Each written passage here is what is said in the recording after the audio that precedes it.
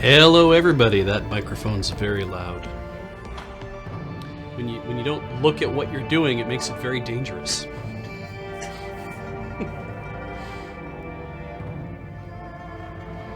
Just trying not to talk too loud in the process. It's more Play It Forward, everybody. Number 6. I'm Beej. You're joining me here on the Loading Ready Run Video Entertainment Network on twitch.tv. Play It Forward is a stream where we do long plays of games. And the game that we're playing this time is Shadowrun Hong Kong. So, let's talk a little bit about... I'm just going to turn the stream audio up then too. Actually, we can go from here. We'll continue. It should load the very last save. So, I have good news and bad news. The bad news is you missed a bit of dialogue. The good news is everything's okay. Everything is fine, in fact. If you want to... In fact, let's see if I can find the... I'm sure I have all the emotes in here. See? That's the good news. The only real bad news, actually, is...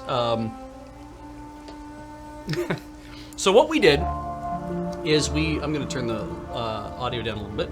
So what we did was I reloaded. And I'm going to explain to you what happened in Outsider, and you're going to get to know what happens overall. I could probably even reload this and go back, and we could step through it all. You could see the 4 screens of dialogue that you missed, because here's the jam. You'll notice I have Gaichu with me. Right there. And nobody died, except all the people who he killed already, but nobody died. And let me walk you through how that works, because it turns out what I heard previously was that, well, you're gonna have to have a fight. Doesn't matter where you have that fight, but you're gonna have a fight. Game's just gonna make you do it. So I restarted the level. I did everything I had to do. I even took a couple different dialogue options in a couple cases where I was like, I don't think these matter, and I was right, they didn't. And because it didn't generate any new real dialogue, it's just a different way to respond to something. I go to the storm drains, like we talked about before. I went up to the Vor, the thieves, and was like, and I dropped a save before that, and then I was like, let's try to talk to them in a different way. Maybe I can get into a fight, but I can get the extra stuff I need out of them this way. Didn't get anything extra. We had a big fight. It was a lot of fun for me to have a big fight where I just kicked everyone's ass, because man, the drone, holy shit. So then when you finish, their PDA is sitting right there, and you read the PDA and you find out that, oh, they have a key card that lets you into the stock room. This is the same key card they gave me before. There's nothing different about it. So I'm looking for, like, well, there must be other things I have to get, surely. And like, no, there doesn't seem to be anything else I have to get. And I'm like, okay, well, let's just keep going. So I go to the stock room. I do everything I would normally. I don't eat the long pork this time, the long pig, just cause, and just to see. And nothing changes. And I go through the whole thing. I come back to the elders, do everything I did before, and discover that, yeah, no, the elders might be up to something hinky, but Gaichu still needs to be, like, stopped because he's dangerous, and it's like, yeah, I'm not gonna let you do that. And I'm like, what the fuck? I did all the same things I did last time, but this time I killed a bunch of people. Doesn't that mean that I get to leave? And it's like, so I went to the Shadowrun, official Shadowrun wiki, and I looked up the Outsider mission. And I read another walkthrough about it somewhere else as well. And what I could determine was, you don't have to kill anybody at all in this entire mission. Nobody. So I rolled it back. I walked into the storm drains, up to the people who were down there, and I'd found the necklace. I found everything we did, and I did all the things we did beforehand. And I talked to the gang. I used my etiquette gang, and I was like, gang, gang, gang, gang, gang. And they're like, gang, gang, gang. And I'm like, yes, gang, gang, gang, gang. And they're like, yes, gang, gang, gang. Have a key card and fuck off. And I did. And it was all okay. And then I found Gaichu, and everything was chill. And then I left from there and walked up to the elders. And you know what I discovered?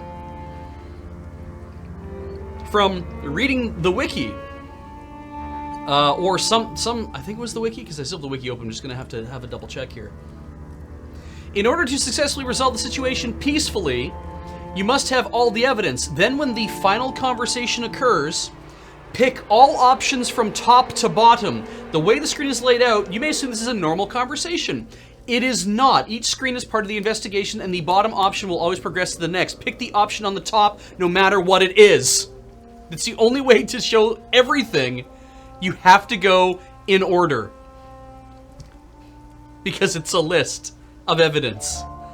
I don't know why they programmed it that way. But when I did it the first time, I didn't. I wanted to go in order of what I thought would be a way to kind of convince them to keep talking to me. Because I'm like, if I say this will convince them that, oh, I need to hear more about that. Like Porter Lamb would be like, I want to hear more about that because it sounds serious. But then I would lose options, and I didn't know why I was losing options. I was losing options because you gotta go in order. And that's it. So I went in order. And when I got to the end of the conversation, he was like, Gaichu here, you know, he was hired to do a very bad thing. He did that very bad thing like you would normally do. And then he was betrayed. And the one thing I was missing, the one thing that I didn't actually get the chance to talk about in the previous conversations was the piece of armor, because I didn't get to that immediately enough. I didn't get there fast enough to talk about that thing. So you go in order, you find all the evidence, you do all the investigations, you do all the optional stuff, you find everything, you talk to everybody and reveal all the things you need, you can get through this without having to fight anybody. And that's what I did. And you know what I got for my trouble? 2 karma. So I got 2 karma for finishing this without killing anybody, I guess. Like the elders were taken into custody by Porter Lamb and saving Gaichu. And I got 2 karma for doing that. And I feel good. I'm like, now my hands aren't completely clean, because as far as I'm concerned, it's like I didn't come down hard on the thieves who were stealing on all of Magpie's stuff, where it's kind of like that really doesn't belong to you. But, you know, that's how it is. So let's go back to Heioi. So technically the mission is over, but the after mission stuff is just going to happen now. So let's go through it. Heioi. The MTR rockets noiselessly towards Heioi along the edge of Kowloon Bay. The black water glitters in the night with the light of 1,000 reflected storefronts. I am chewing on a lifesaver because I needed to wet my mouth before getting into the thing, and now I'm regretting having this in my mouth. I'm very sorry. Gaichu stares sightlessly out the window, one hand pressed to the glass. The plot by the elders is exposed, and Porter Lamb is in your debt. You have a new ally in the respect of the Wampoans. Sometimes everything goes right in a job. You count yourself lucky. This was one of those times. Sha.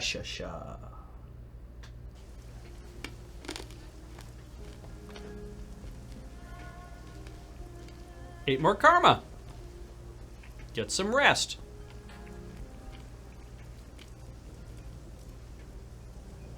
Hello, Auntie. Hello, my darling. This is Kindly. There's a thrill in her voice you haven't heard before. Come see me at once. I have something I want to show you. Your crew is already here. You sound excited, Auntie. She said this with a cold little chuckle. Oh, yes, my sweet. Yes, I am. I'll see you shortly. I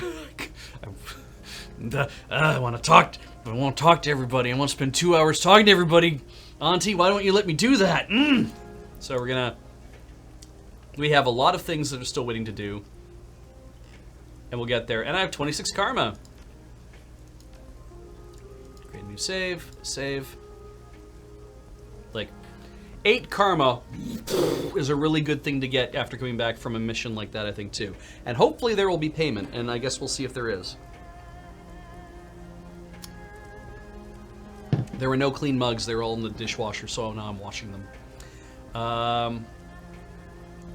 Will there be conversation?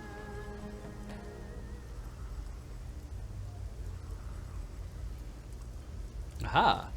Frederick Kafai, the younger of the Kafai sons, mans his post at the club's front door. He's showing off his hulking arms to a couple of wan-looking girls from the docks. They're clearly self-interested fawning and gets them inside with no cover charge. I know what you're thinking. Some perks, right? For them, maybe. Who, those girls? They're harmless, having some fun with me. Hey, all the stuff around here, it's all just fluff anyway. You know that. I know you know that. You've got the eyes. Doing what you do, you know what's what and what ain't. We're the same, you and me. People in here may look the part, but it's different with us. We're legit. We got that edge. Everyone else is just a poser. Have you ever done anything other than bouncing? It's not about what I've done, it's about what I can do. I've got potential. Just need to prove it and show my ba that I can do what he used to do. This cushy life, it's not for me. I'm capable of so much more. Ma won't ever see it, but I know my ba will understand. He's not meant for this kind of life either, you know it. You talk with him, right? You see it in him. Once a badass pirate, always a badass pirate. Gotta be the same with you, right? Can't ever see yourself going back to a normal life. Shadowrunning is where it's at. Also, feel free to drink. You fancy yourself a Shadowrunner? I want to be something. Shadowrunner, sure. I see you and your types roll up, hard edge like you are. I can see myself doing that. There's also the triads. Lots of guys get their start that way, work their way up, some of them starting as regular gangers. I'd be looking to jump a few rungs right off the bat, of course, considering who I am and who my ba is. Oh, no. Oh, no. You literally think that? Wow. But I think my ba would be most proud if I followed his footsteps. Join up with a pirate crew, be a scourge of the open sea. I know it's in my blood, I just need to let it out. I'm gonna leave you be.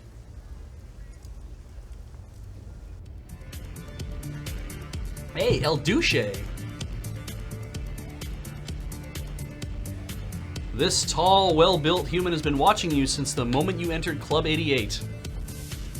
Surreptitiously, of course, glances over his shoulder and the like, but you're certain he's been watching you. He finally speaks as you draw near. I hear you're the one to talk about work in the shadows.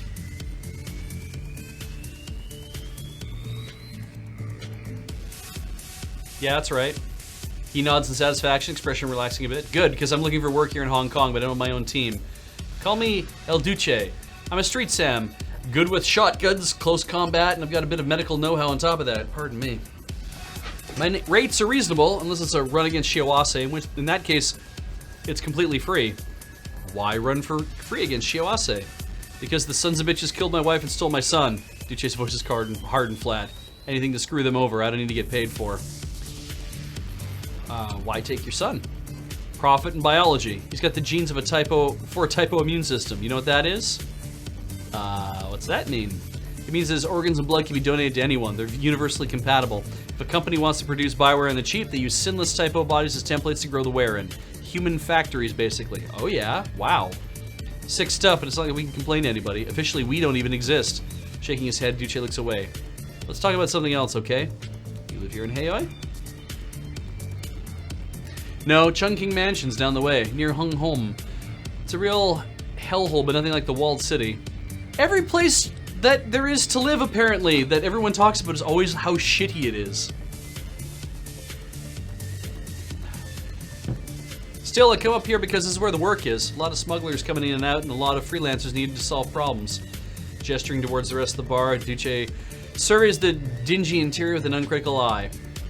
Places like this exist all over the world. Dives where cops won't come in except with riot gear. Where people like us gather around and try to figure out how to make our next million. Find the right one, you can find any kind of work you want. Have you been a Shadowrunner your whole life? Chuckling, Duce shakes his head. Nope. Originally I was in IT, you know. Tech support.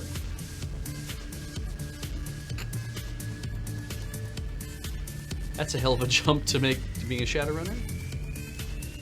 Yeah, well, having your wife gunned down and your kid stolen tends to focus your attention. Sounds like a bad action sim, doesn't it? Still, that's how it happened. One day Shiawase's getting a reckoning. Alright, see you later. You two, keep safe, alright? Henry. You catch Henry Kafai lost in reverie, staring at a wall plastered with photos. While most are signed celebrity headshots, there are scattered among them some more personal images from days long past. A lot of faces on the wall. A lot of strangers staring back at me. These aren't friends of yours? Nope, just rich strangers with a publicist trying to lacquer them in street cred. We get the occasional SimSense star or athlete surrounded by an entourage of muscle and photographers. It's all for their image, you see. They want a stack of carefully staged photographs that seem like paparazzi shots in a notorious underworld hideout and arms bazaar. Henry smiles sardonically. If we were really all that, the HKPF would have bombed us by now. Club 88 is a neutral zone, and Ermin deals mostly in small arms.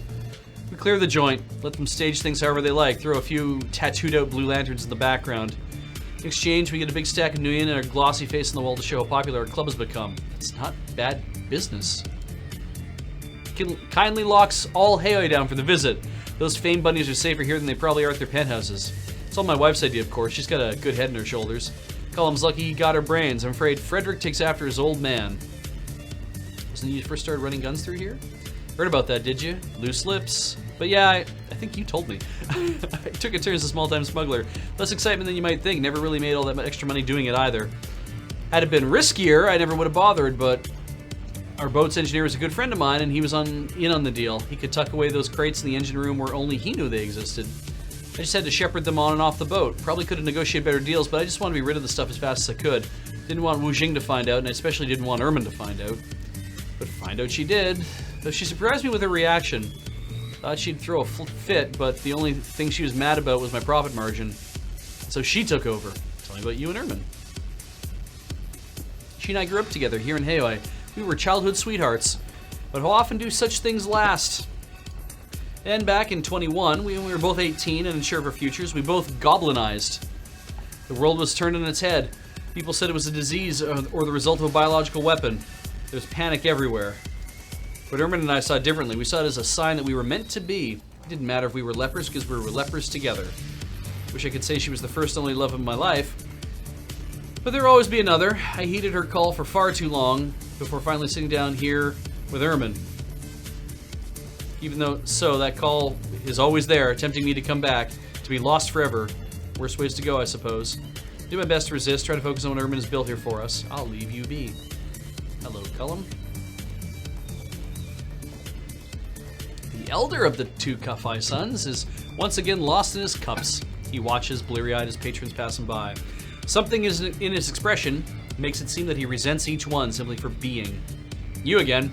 Decided to make this whole home, have you? Be it ever so humble. Humility has no place around here. Sit down if you'd like, I could tell you tales. Sure, tell me a story. You ever hear the one about the Phantom Sailor? They say he was once a good man, provided for his family, loved his wife and children, spent many lonely days out on the sea working hard to make their lives better. But the ocean takes its toll. Every time he returned, he came back with a little less of himself, until one day, the thing that came home was just a shell, the mindless body of the old seafarer with his soul still lost at sea. The mind and body call to each other, and one day the sailor will walk down to the beach and step into the waves, letting the ocean swallow him whole. True story. Tell me about this family of yours. What's to tell? My brother is a meathead, and my parents don't even know or care who I am. They say they care for family first, but to them, family isn't four people under a roof. It's some abstract concept. It's the name that matters to them, the Kafai name. That's family. My mother only cares about the business. Any hint that I want to look for better opportunities met with lectures. And as for Ba, well, he's never been the same since his life went into dry dock. First chance I get, I'll leave it all behind, mark my words. Show me your merch. So much other stuff. Talked. Let's go talk to Ermin.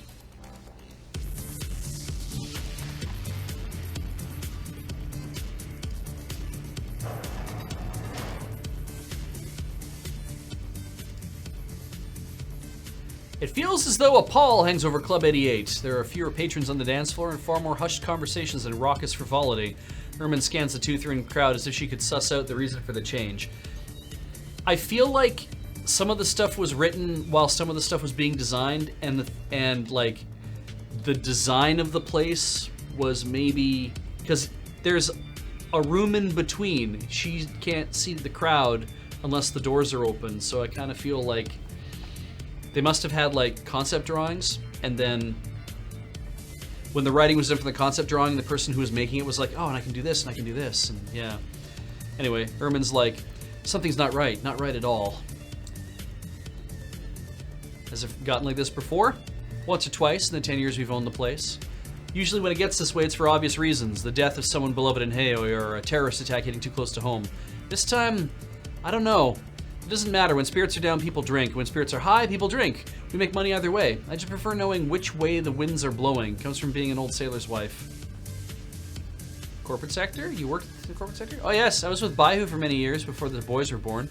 I started as low as one can get, but I was always good with people and I understood the politics better than most.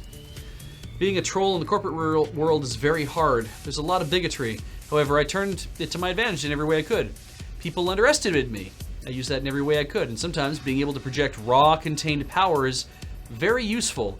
Slowly, I climbed the ladder. Sometimes I wonder what might have been if Cullum hadn't come along when he did. There's no changing the past. Are things with Cullum any better? No, he's become even more distant of late. More secretive. I saw him talking with someone the other day, the kind of person who doesn't belong in Haoi and shouldn't even be here. I don't know who they were or what they wanted, but Cullum was clearly trying to hide it from me. I have a bad feeling, the same heavy feeling that hangs over this place. Something is wrong, something bad is coming for my son, and I don't know if I can stop it. I'm sorry, I shouldn't bother you with my worries. Surely they have more important business. And what's in stock is guns! So many guns. Look at all the guns she has. So many guns and so many things you can buy. Exit.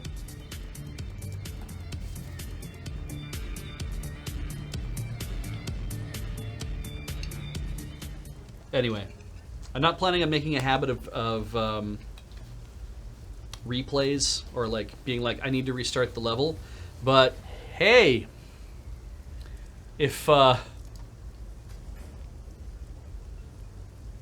need to, then you know, I might. We'll see. Just because Punk Rock Zoologist was asking, this here is the entrance to the walled city. Actually, we are on the outside of it. But if we want to go in, we can go in that way. Except we can't go in because there's nothing to do in there for us at this point. You are not a person of interest. Funny thing, when I reloaded restarted the level, the people who were milling about in the lower right-hand corner of Whampoa, all those models had changed. They were just randomly generated initially. I just picked 3 new models. It was kind of interesting. Leaning against the weapons table, Shen, Spider Shen, rests one hand atop a glass-covered case. Inside the case is a thin Chinese sword, a jian, with an ornate grip and blade etchings. A small label on the side of the case reads, "For White Ming." Ho there, Beej. Come to find a blade or maybe some ginseng and peony root? Also,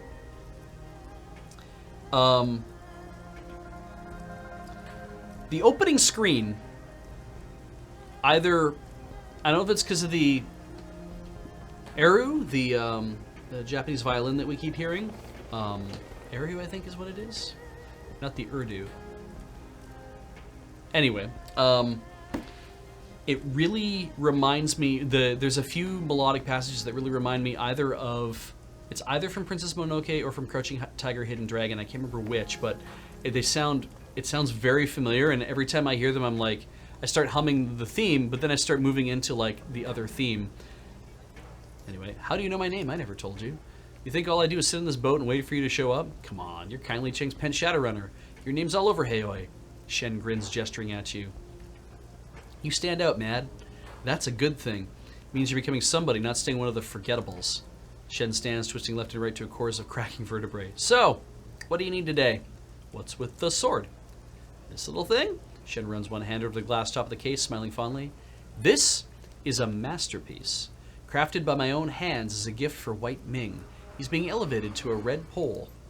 125 centimeters in length, 3.5 centimeters width at the base, tapering to 2.75 before the tip, half a centimeter in thickness with a twining dragon motif along the fuller. And it lights on fire when the appointed owner holds it. That sounds impressive. It's more than impressive. It's a damn masterpiece is what it is. Shen's annoyance is a jagged edge across the statement. You think it's easy to make a sword like this? Hell no. It took me 4 damn months. Few red poles in any tribe can claim a weapon as fine as this, and none of them are masters of Wudang's sword like White Ming. His skills with the Jian are peerless in Hong Kong, and any who face him in combat will know when he draws his sword that they have no chance against him. Nice, indeed. What goes into making a Eru, that's it. Thank you, Punk Rock Geologist.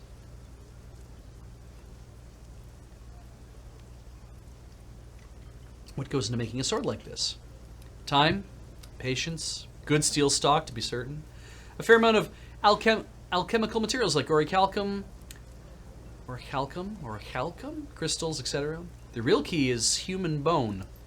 The old Chinese masters would throw in human bones and folding the steel, the phosphorus to something or other, to the carbon and iron. I can't really explain it because I'm not a metallurgist. I just do what I learned on the mountain. But it works, believe me. It gives the blade a soul. It's not so much the edge that cuts, but that soul. It's why weapon foci go through spirits like a knife through butter.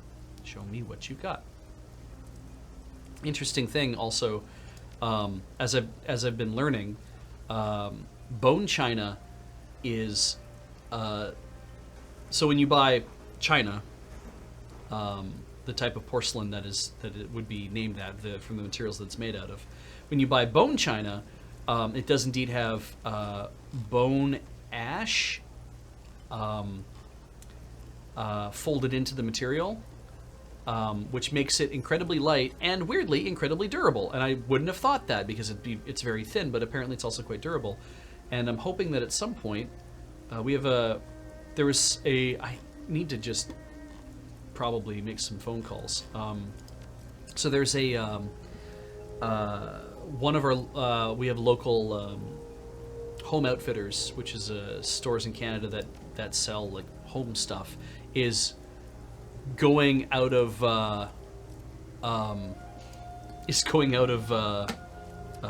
business, and yeah, they're doing clearance. And they have a lot of bone china stuff on sale, and I was like, oh, maybe I should buy a set of bone china for the house, just because, like, you know, nice everyday stuff to use. It is a nice kind of, you know, there's a nice finish to it, I think. I like the way it looks. You can buy very simplistic looking things that are just, they look nice on your table, among anything else. And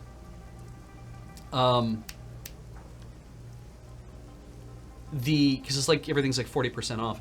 The problem is that you can say something's bone china, and you can put 5% bone in it, when maybe you need to put more like 25 or 30% bone, right? Like that kind of thing.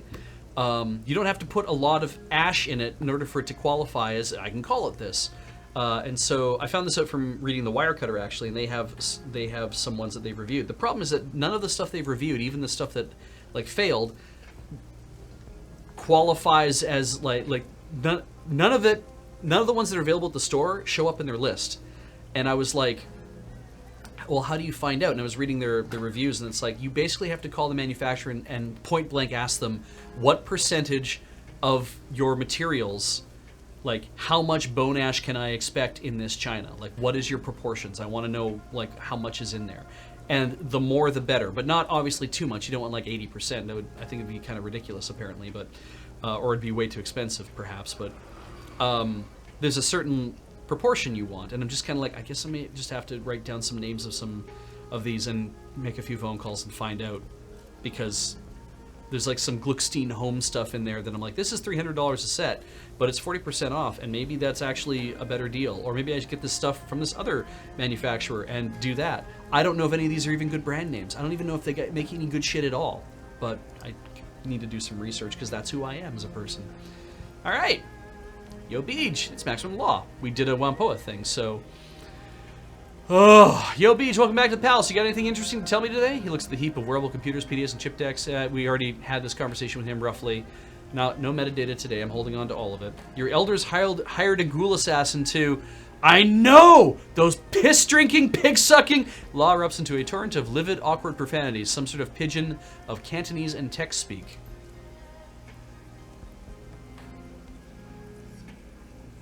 He catches himself short, pulls himself back together, and clenches his fists. Oh, Tiber727 makes a point about 40% means nothing.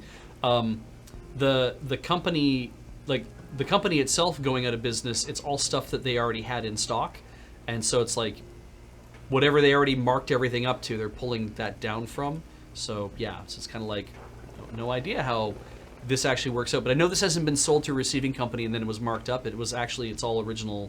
The stuff they've already owned, apparently. But yeah, I definitely understand. It's like you could just mark this shit up and then mark it down, and who knows, maybe you're not losing anything.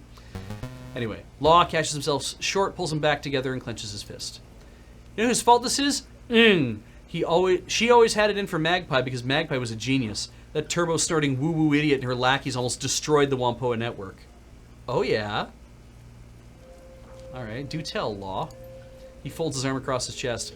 I hope they string the bones of those morons from the gutters with a bunch of monofilament wire from the blessed Autofab. Tell me more.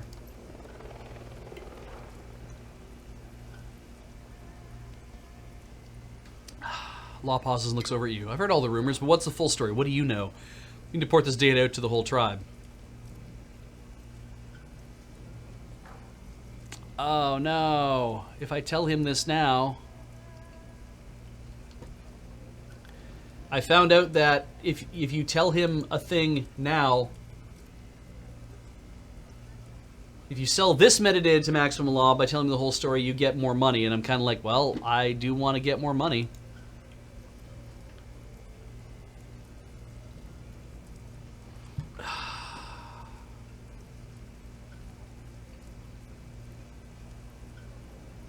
And I can't save while in conversation.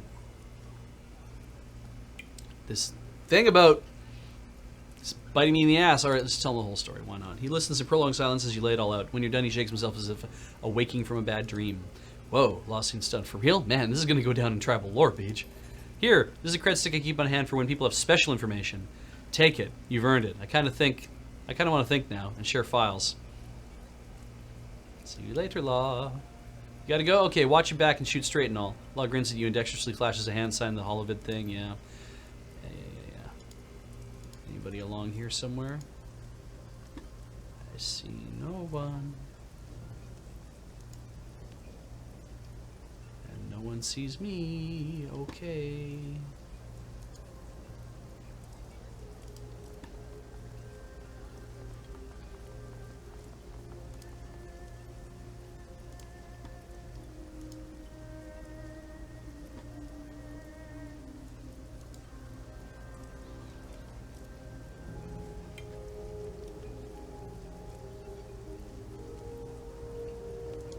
Maybe that doesn't actually start the thing, who knows. Geen frowns. Look who's back. Why don't you go make a car or something and leave us alone?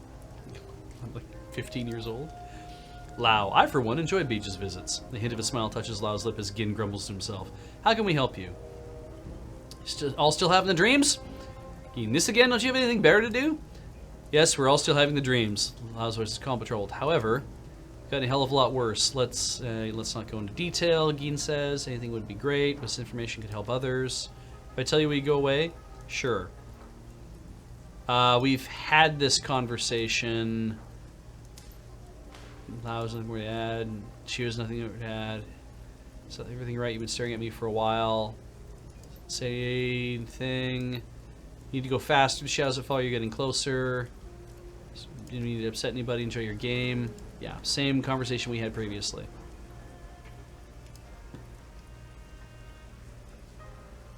Alright, we're gonna do quick saves.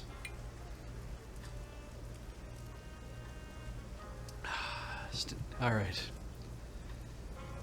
Reliable Matthew stands quietly in his drone lot, arms hanging limply at his sides. He stares silently at the ground. This isn't the soft-spoken style of many Hong Kongers. He looks sad. He looks up briefly as you approach, but quickly looks back at the ground. Hey, Beach. He mumbles his words softly. You don't seem yourself. Matthew mumbles something under his breath. After a moment, he looks up suddenly. Can you do me a favor, Beach? I can't leave the lot right now. What's the favor? I'm supposed to pick up my medicine this morning, but I overslept. Can you get it from Ambrose for me? Sure. Thanks.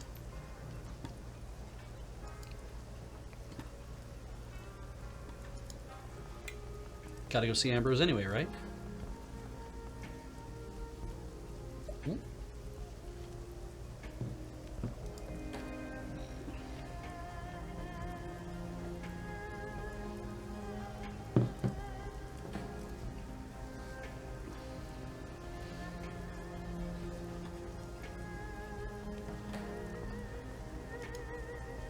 And there's this guy over in that corner.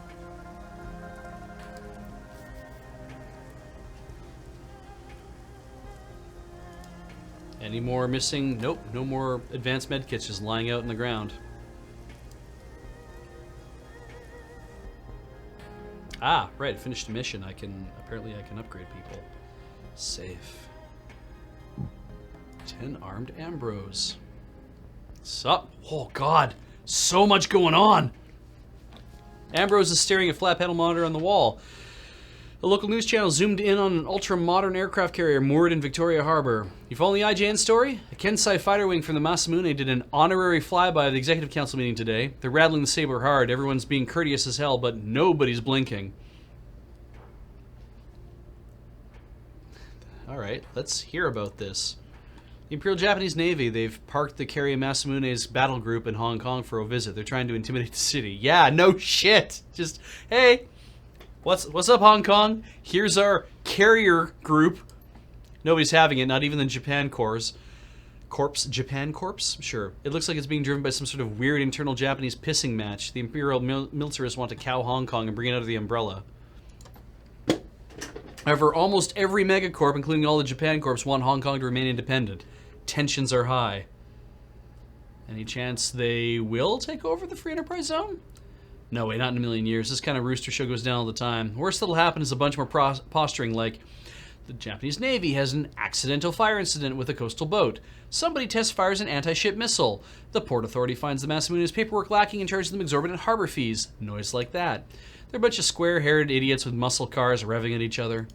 Just stay out of smuggler hulls. The IGN likes to go on sprees of blowing them up to show how well-protected Hong Kong would be under the yoke. Ambrose snorts in amusement. Those honorary flyover fighters had live ordnance loaded. Ridiculous. Say what you will, though, that Kinsai multi-role fighter is a sweet bird. Ambrose ogles a close-up of one of the shark-like jets on the wall screen. Twin Mitsubishi double-aught Delta turbofan engines, ramjets, thrust vectoring, Generation 4 fight-by-wire. Hey, gorgeous. Computer-controlled, ceramic-coated anti-lock brakes. I can't drive it slow because it's quick. Anything to worry about? Yeah, don't go into a bar full of drunk Japanese sailors with free Okay. Don't go into a bar full of drunk Japanese sailors with a free San Francisco t-shirt on, Ambrose snickers.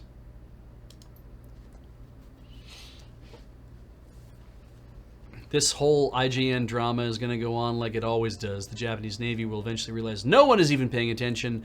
Then they're going to steam off in a huff and maybe blow a few smugglers out of the water. Happens all the time. Politics, I can only talk about them so much. Let's move on. Cool, you came here as a runner and now you're busted up doc. What happened?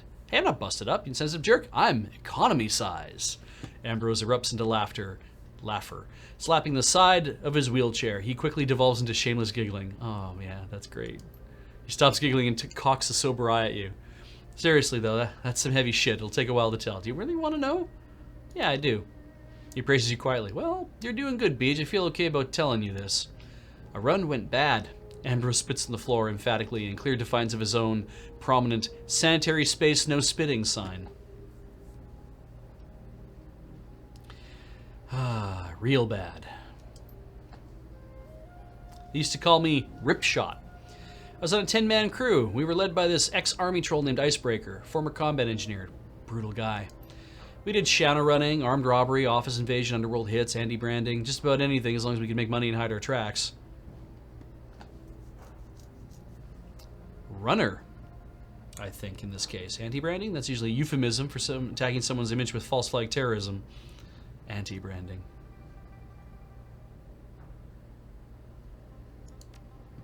Yeah, it is. Look, I was a real asshole in those days. I'm not proud of the jobs we did. A lot of our work was high profile, real violent. We dumped a lot of bodies in the harbor. Then we had this one job. Ambrose pauses. He takes a deep breath. Hey, I can sum this up real quick. Otherwise, I tend to get long-winded. What do you want? Give me the full story. We were breaking into an R&D facility. It was a vanilla job, cheap rent-a-cops, flawed security system, no problem. It was going like clockwork. I was out in the command van on Overwatch. So, I find the writing in this game and also in the last game, I really just enjoy the writing. It is like playing out a fun, cyberpunk novel. And I think the writers have done an excellent job because I'm definitely entertained, and I hope you guys are entertained too. So if anybody ever gives me the option to like, hey, do you want the broad strokes or do you want the real story? We're going to go for the real story, I think, like all the time. Bam! Something hit the van like a freight train. Ambrose grits his teeth. His body visibly tenses at the memory. The walls crushed in on me. Then there was a flash of light, then darkness, stabbing everywhere, pressure like a mountain falling on me, feeling crushed to pulp. Then I blacked out. That was about the time I blacked out. Ambrose falls silent. He seems to be somewhere far away in his mind. The seconds tick by. Wait for him to continue. When I woke up again, I was in pitch darkness. I could hardly breathe. Breathe. I was being burned by hot metal. The pain was indescribable. There was a shrieking. Like the metal was screaming around me, and sparks. Someone was cutting through the wreck. A huge pressure lifted off me. There was a blinding light. The one thing... So one thing that I noticed about, for example, Lady Killer in a Bind. Actually, the example, I think, is Lady Killer in a Bind. I like the dialogue system in that game a lot, because I thought it was very... Not only was it novel, I think it also helped in these kind of stories where it's like, this kind of answer has this kind of tone. This kind of answer has this kind of tone. This kind of answer is going to cost you something. This kind of answer is going to gain you something. This answer is about to disappear. I love that kind of thing. I think that's really good. And I think that in a case like this, like when you can use etiquette to push the game on, I really like that idea. And I always hope that when you were using that, like when I had to, when I used my etiquette gang to gang back in Outsider with the thief group, that was like me having that option presented more for me to read and also presents more for me to do. And generally I'm doing that because I feel like it's going to have a benefit. So I'm hoping that that's how they couch the game as well, is that it's like when you're playing the game, it's having a benefit. We won't give you an etiquette to do that's actually going to make things worse. And yeah, my only thing I guess that I would ask is that it's like, especially for that last thing, the last mission, that it was a little more upfront about the fact that it's like you're here to present evidence, and so therefore what you're trying to do is present as much of it as possible, and not just derail you into another, like you've gone beyond this and you're gone into another thing. It's like, no, you have to, you're going to present all you have, as much as you have, you're going to present all of it, and we're not going to lock you out of progression that way. That I think might have just been maybe an unfortunate way they coded it. I don't really know. But anyway, moving on. Ambrose gives a tense sigh. He's trembling. It was our glove woman, Karen. She probably wanted to see the manager. She pulled me out of the wreck, wrenched 4 tourniquets on me, shot me up with drugs, stuffed me in a security car she'd shot up. Karen jacked me in. I couldn't even hold my head up. I thought my spine was shattered. Once I was rigged in, though, the pain in my meat didn't matter. I drove us out of there. I stayed conscious just long enough to get us to a friendly clinic. By the time I got us there, Karen was going down with brain swelling. Ambrose's eyes seemed to clear as if he's returning from far away. We got barn stomped right proper. Slaughtered. They crushed the command van with a front-end loader and left me for dead. Everyone but me and Karen got wiped out.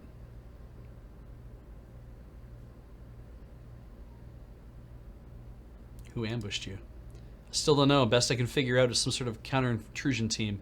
Maybe the whole run was a setup. How did Karen escape? Karen was carrying the first haul out when the assault team hit us. She jumped into a koi pond and lay on the bottom for about 5 minutes doing her woo-woo chi centering theme. I mean, it's hard to call that woo when magic's a real fucking thing. But you know. They dropped a flashbang grenade into the pond to clear it. That messed her up good, but burst her eardrums, gave her a concussion, ruptured the blood vessels in her eyes, nose, mouth, knocked the air out of her lungs. She stayed on the bottom for another couple minutes. Once I asked her what that was like, she just said, painful. That was Karen, stoic like a concrete block. I love that not only is her name Karen, I want to believe that was her street name. She was probably something very unusual. It's like, what do you want to go by on the streets? Do you want to go by I'm gonna say Dustfinger, Jesus Christ. Or the Chunt. It's like, no, I'm gonna go by Karen. Whew. All right.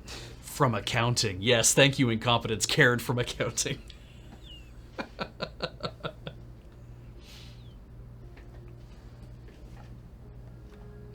All right. You're wrecked, Ambrose. How did you survive so much trauma? Ambrose taps aside his head. Cowardice and job security. I was always real scared of getting hurt. I kludged up my tactical computer with some heelware and my headwear radio. As soon as my vitals went screwy, my trauma protocols kicked in and my radio started broadcasting my heartbeat. Oh. Karen couldn't drive. She homed in on my beacon and cut me out of the wreck with her demo saw. Then she shot me up with an adrenaline PMO4 and morphine to reanimate a corpse. Ambrose shivers a little at the memory. And she put 3 trauma patches on me in a row. Like the trauma, the Dockwag and trauma kits? It shredded my renal system. He taps his chair. That's why this little hot rod is an artificial liver and a dialysis machine in it. Hit you with a construction vehicle. Yeah, it shoved the van right up into a plasticrete wall. A nearby robot arm equipped for heavy mechanical work emphatically snaps its vice-like claw. Crushed it like a beer can. I learned something from that. Tell you what, how to seriously slot someone's day. Ambrose gestures with his chin towards the clinic's false ceiling. I've got an articulated backhoe boom up there with a demolition claw. Hell with guns. Everyone ever fucks with Chromalia, they'll learn what high-powered hydraulics really means. Holy Christ!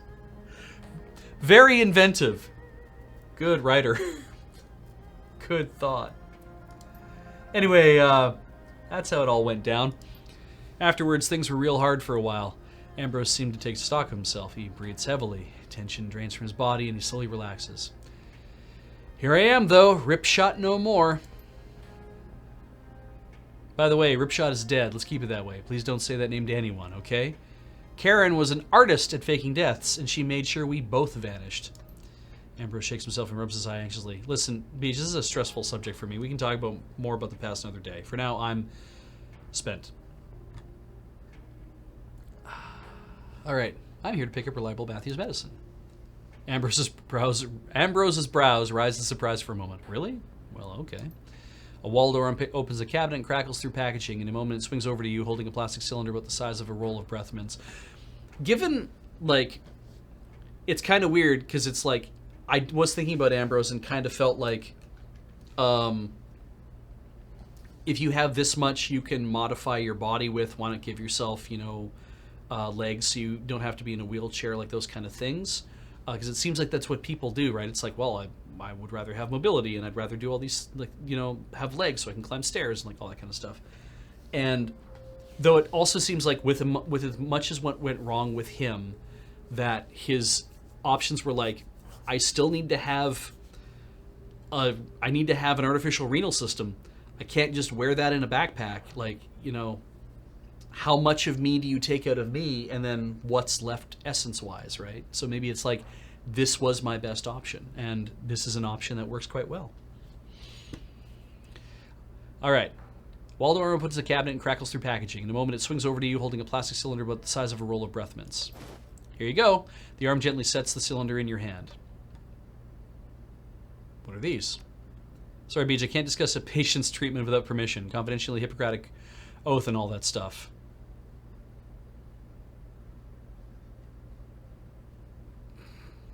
Damn, I could have taken academic.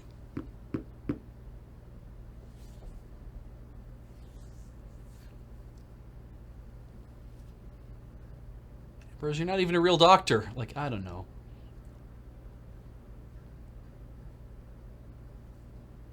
I mean, I understand. It's like, yeah, I get that you're not going to tell me, but I kind of want you to tell me. You're not even a real doctor. Hey, I'm a real doctor to the people here. Look, Beach, how would you feel if I told people about the injuries you and your team came with, huh? I gotta respect people's privacy.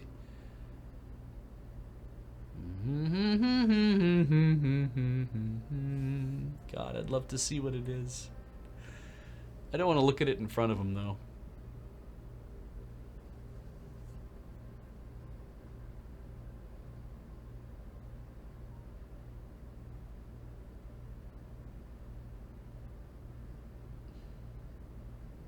F it, I gotta roll back to their save if I feel like I'm fucking this up.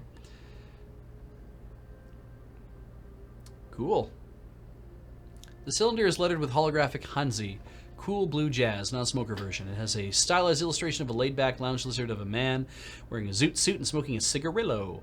Through the semi-transparent plastic, you can see a stack of what looks like tiny pills or chips. Oh, well, I wonder what that is. This looks like a tube of slow burn, better than life chips. These disposable chips create a synthetic experience. Unlike normal BTLs, which burn hot and fast, the sensory and emotional tracks on slow burn chips are adjusted to be only slightly above legal limits, and they last all day long. Give a gentle, subdued high. It's like you're someone else, but still living your life. Why are you giving him BTLs? Like I said, patient confidentiality. I can't talk about it. This medicine. If you want to know more, ask Maddie. All right, you betcha. Thanks, Beach. You'll be happy to get those. Let's talk about essence. Sure, what do you want to know? Ambrose taps his wheelchair with his 3 fingers eagerly. It's fascinating stuff. I know most of this from previous games. What exactly is essence? Gives an exaggerated slug. Ambrose gives an exaggerated shrug, pursing his lips. Let's just do this. Well, I'm not sure. It's life force. Sort of. Essence is like the ability of the spirit to recognize and stay connected to the body. Augmenting the body reduces our essence. When our essence is exhausted, the spirit quits the body and we die. There's this popular idea that essence is disrupted when we attach non-human things to our nervous system, but that's only kind of true. If you install a data jack or bionic arm, then there's definitely a lot of neural interface. However, if you get bone lacing or dermal armor, those don't have much neural interface, right? But there's still murder on your essence. The body still recognizes them as alien and invasive. So there's something more to essence than just a neural interface. There are all sorts of weird theories about essence as biospiritual integrity and stuff. I tried to read through some of the medical papers, but it was like trying to drive a go-kart through a blackberry thicket. Hell if I know what it really is. Can you get your essence back? Nope. But there's a ton of research going into it, like hundreds of millions of new in a year. The person who figures out how to restore essence is going to change the world. No shit. Think about it. We might be able to achieve full biological regeneration or even resurrection of the dead. I wouldn't need replacement parts. I might just be able to grow my own body back. That'd be something else. Can I sell cyber below 0 essence? No. You drop below 0 essence, you die. Ambrose shakes his head emphatically, face grim. Every hardcore street soldier asks that. Trust me, there's no way to do it. However, it seems like people can cultivate the ability to carry a little more cyberware. Theorists think it's just really just making the essence you've got go further. Ambrose taps his 3 fingers on his paunch thoughtfully. As long as we're bullshitting, though. There are a lot of rumors about cyber zombies, corporate experiments and deep augmentation going into negative essence. Hell, there's even some convincing evidence posted by runners that these experiments exist, but no credible medical entity has ever recognized proof. If that tech is out there, it's light years beyond anything you'll find on the streets. Do I think the corps are doing the research? Of course, why not? But does it work? I got no idea.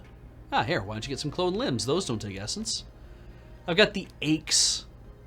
ACHIS, Acquired Cybergenetic Hyperimmunity Syndrome. My body rejects all sorts of mods in biotech. My body now thinks the chrome is legitimate and everything else is an intruder. Interesting. I've got a list of over 70 things I'm now allergic to. I feel you, man. Including bioimplants, so no clone limbs for me. Kind of a bummer. No horseradish either. No carrots, no barbiturates. Man, I used to love horseradish. How's essence measured? Well, you get 6. Well, there are a zillion different systems for measuring essence, but everyone on the street just uses the rule of 6.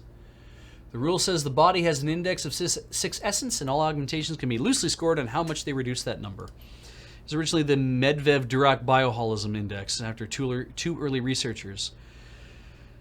They figured that the body had 6 parts, and they observed that replacing a limb with an early cyber prosthetic took around 1/6 of a person's capacity. They developed a theory that cyber capacity was based on body regions. Each region could have up to 100% cyber, and the whole body added up to 600%, which written as 6.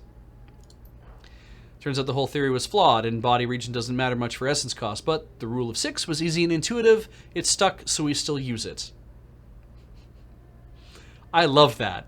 Ambrose gives you a crooked smile, eyes glittering. Essence is cool stuff. Cool stuff. At the end of the day, I don't know what is. I just know I'm almost out of it. Show me your services.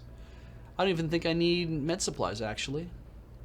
I think I'm pretty good. Don't think I'm going to need those dock wagon kits. I mean, I'll have to upgrade my current ones, I'm sure, at some point, but... Anything to sell? Not really feeling that.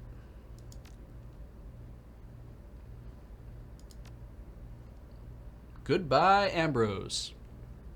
Come back to the garage soon. Cheers, Beach. Talk to you later.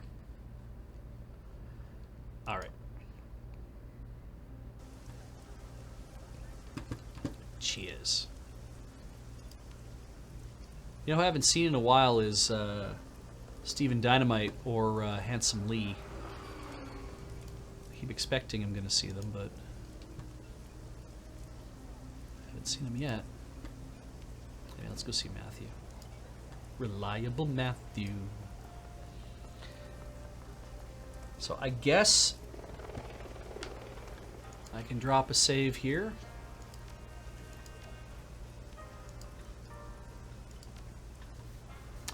So many saves. I dropped a save in Outsider 3 minutes from another one just because I was blowing through stuff so fast. I'm like, save now. Okay. Do a thing. Okay. Now go. Save now. Okay, great. Let's move on.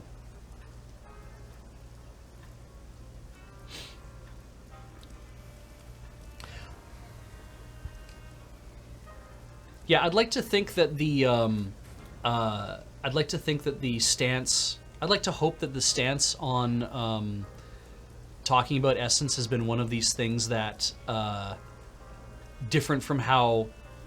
Maybe it is an inclusivity thing too, where it's like, you know, we can see why this is kind of a terrible way to look at essence, but it was something that was, you know, written back in the 70s or 80s when people were, you know, anyone who's abled is probably like not thinking about how shitty this might seem to people who are, you know, differently abled. And so it's like, if you're not thinking about it, then you're not considering how it might, you know, affect people. And I hope that it's undergone some retconning to kind of feel a different way. But yeah, let's talk to Matthew. I got your jam. Oh, hi, Beach. Did you get my medicine? Yes, I did. Really? That's great. Give it to me. What is this stuff? It's my medicine. Makes me feel better. He wears weekly at the drone lot. It makes all this okay. It makes all this okay? Holy shit! Oh my god! Here, give it to me. What if I don't? I mean, it's his. It's his. It's his. I dropped a save. It's his. God damn. It's his. Matthew hastily takes the cylinder from you. His hands shake as he dispenses a single chip from it. He pulls back his hair and slots the chip into a hidden data jack. Stands stock still, eyes closed. His eyelids flutter. A ripple moves through his body. His eyes snap open. He flashes you a vacant grin. Hey, beautiful! Boy, am I glad to be back. The day was a little dreary there for a while, but now I'm back and I'm in fighting shape. He pulls a fresh cigarillo from his pocket and twists off the auto lighter tip with gusto. Oh, that's cool. It ignites with a faint crackle. Time to push some tin. You just slotted a synthetic personality. Oh, sorry, beautiful. This puppy's authentic. Genuine authentic. Authentically awesome. Whew. Wow. Smell that fresh air. Feel that victory. He cracks his knuckles loudly. Some lucky soul's going to get a great deal on drone today, Beej. All thanks to you. Let's talk about your authentically awesome BTL personality. Ah. Matthew shuffles uncomfortably. Can't talk now, beautiful. Gotta make sales. I feel too good to slow down. Catch me later, why don't you? Sure.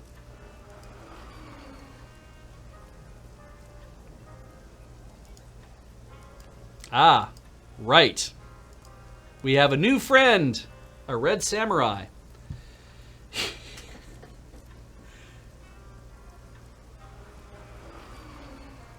Defensive ability or just...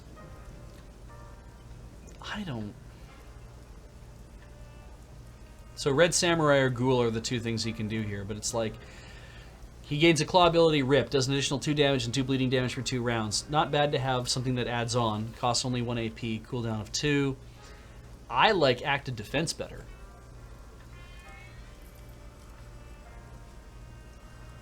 I mean, Johnny Glitch, it literally describes him, Gaichu, Red Samurai. It's like, I don't see, the ghoul's not written there. It's like, you know, point at Ractor, it's like, Ractor, Rigger, Security Specialist, Decker, Rat Shaman. I'm kind of like, this is, you know, who they are. That's, you know, that's... I mean, you could also say that's like, that's what they do, and so maybe that's what they do is not supposed to be part of their personality, but, you know. But man, I like this better, the idea that it's like, this I can use more often, but if I'm going to be in the thick of something, and it's like, I can add 2 armor and a dodge, and it's, yes, I can only use it the one time, but maybe that's not so bad. So, confirm all. So I only made the one change. We're going to say Red Samurai. That's going to be good. And then, ooh, Shuriken. He gets a ranged ability. He's not supposed to have a ranged ability. He can also spit. Ignores all armor, hey? Damage 8 with an additional 4 damage for 2 rounds. Max range 2. Cooldown. Max range 10, cooldown 2. Damage 12 HP, 1 AP. 8, 4, 4. Ignores all armor.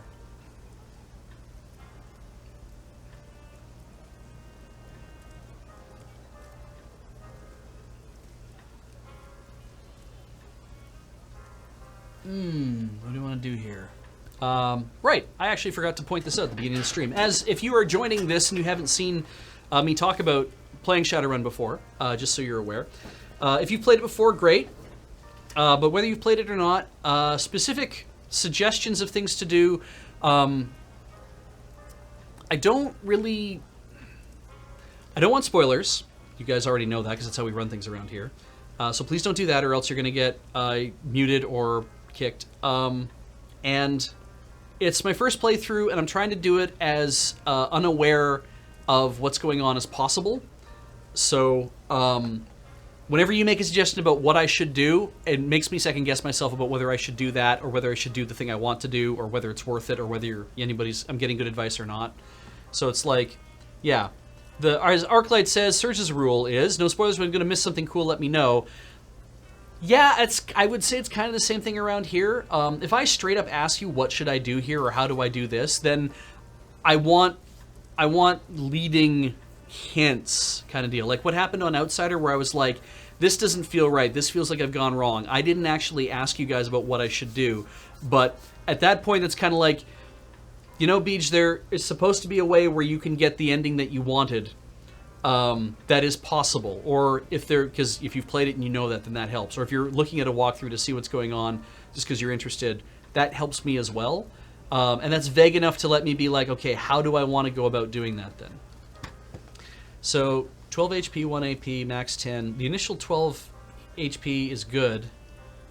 And then suffering an action point is also not a bad thing too, just on a single hit. Because having to wait longer, I'd rather be slowing people down this way. But ignores all armor is kind of nice too, because it just means like no matter what, you're getting that 8 plus 4.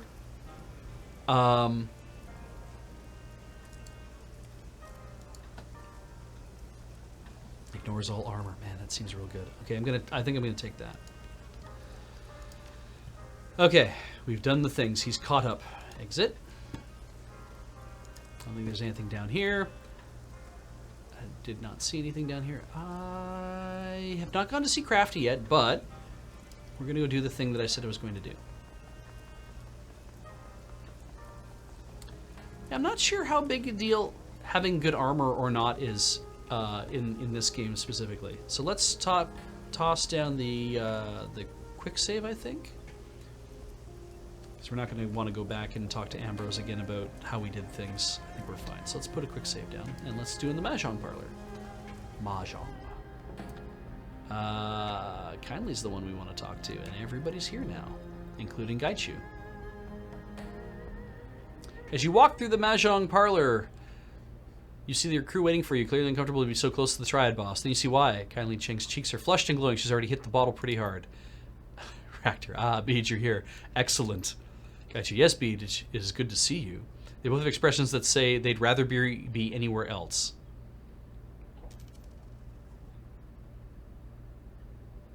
Let's get to it, shall we? You said you had a lead, Auntie?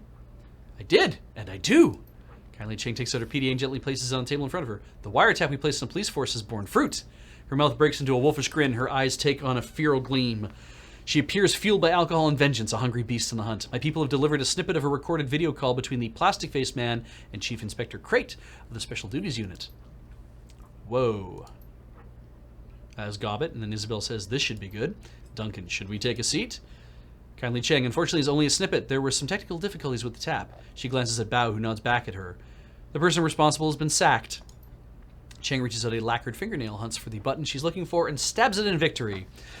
There's a loud crackling noise at the beginning of the recording, followed by a squelching squeal that makes Gobbet cover her ears in pain. When the video recording begins, the man's voice sounds far away as if he's talking through a thick pane of glass. The woman's is louder, closer. Crate. Chief Inspector Crate. Say that again. There's something wrong with this line.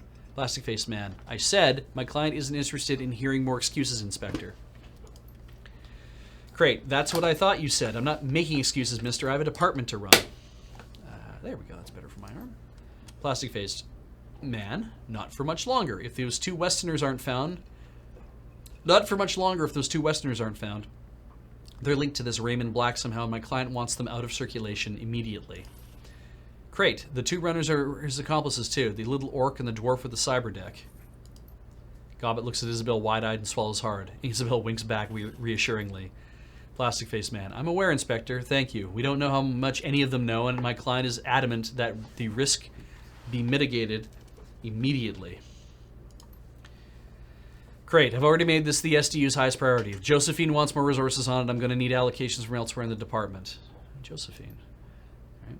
Plastic Face Man. That is a problem that can easily be dealt with. That can be easily dealt with. My client wants us over. Now. No more excuses. No more fuck-ups. No more cops floating in the river. Kindly Ching smiles at that and pours herself a shot.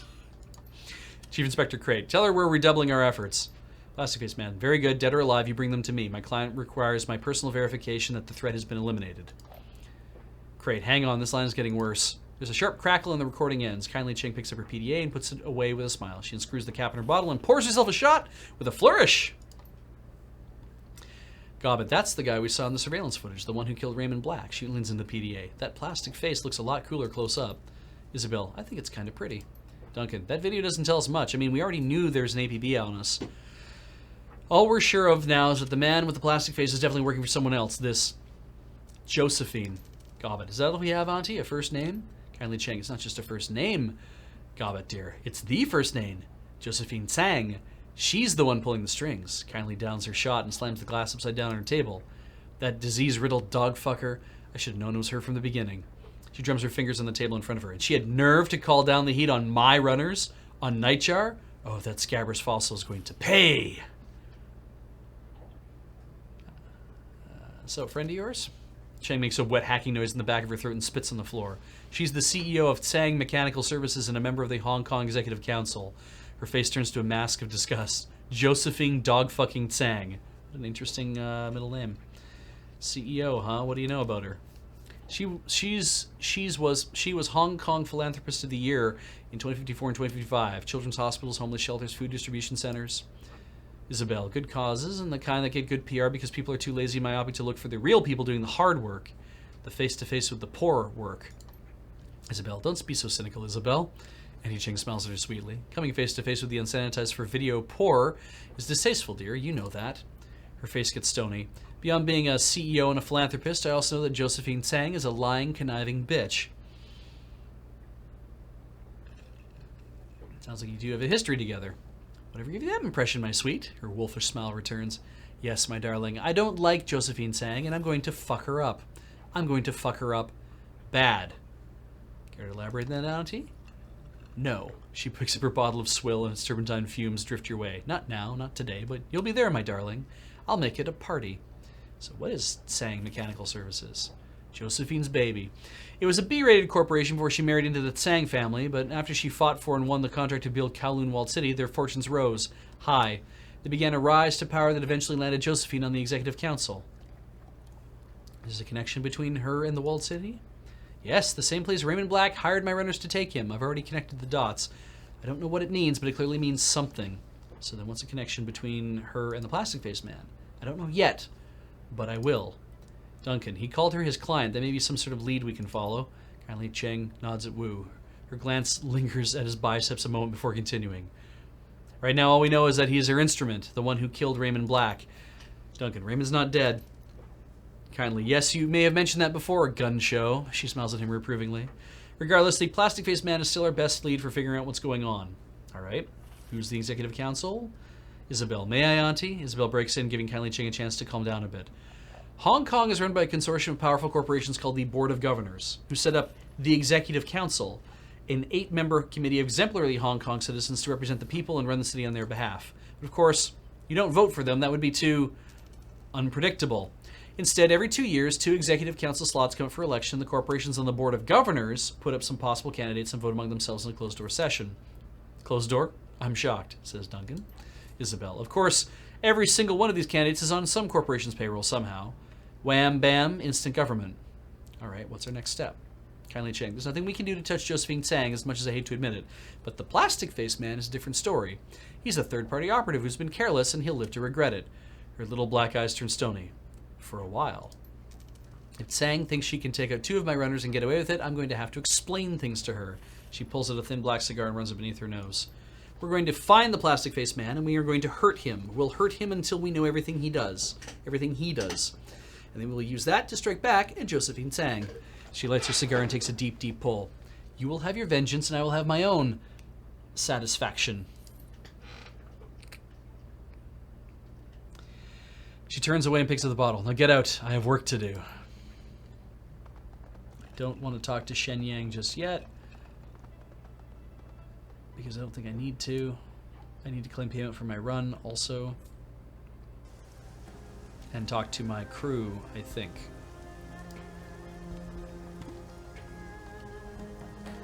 Anything else out here I had to do at the moment? Did we repaint that? Aha! Originally it was sloppy paint over black paint. Freshly painted characters have been recently done in bold brush strokes and read Dowager Empress. Glad we've paid someone to do that.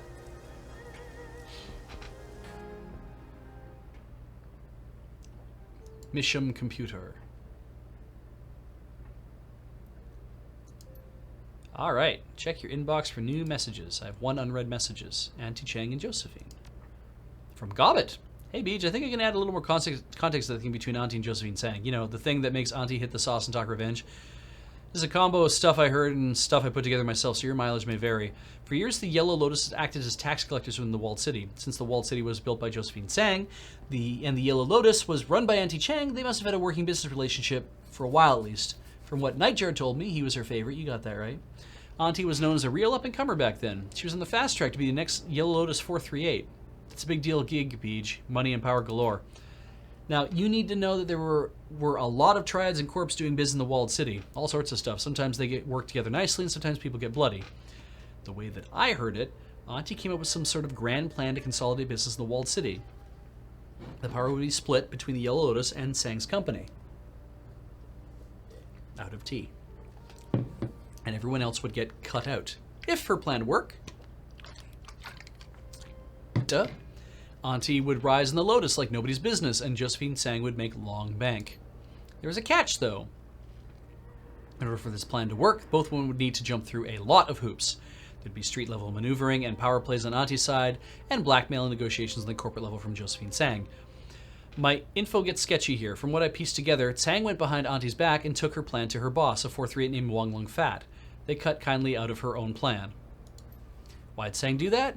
My guess is she saw Auntie as some sort of threat. People in the know say that Wang Lung Fat is weak and greedy. She can be manipulated if her palm remains well greased. Long story short, power was consolidated in the Walled City, just like Auntie planned.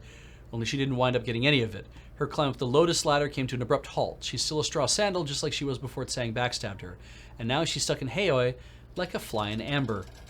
I'd be pissed too if it were me. Thank you, Gobbet.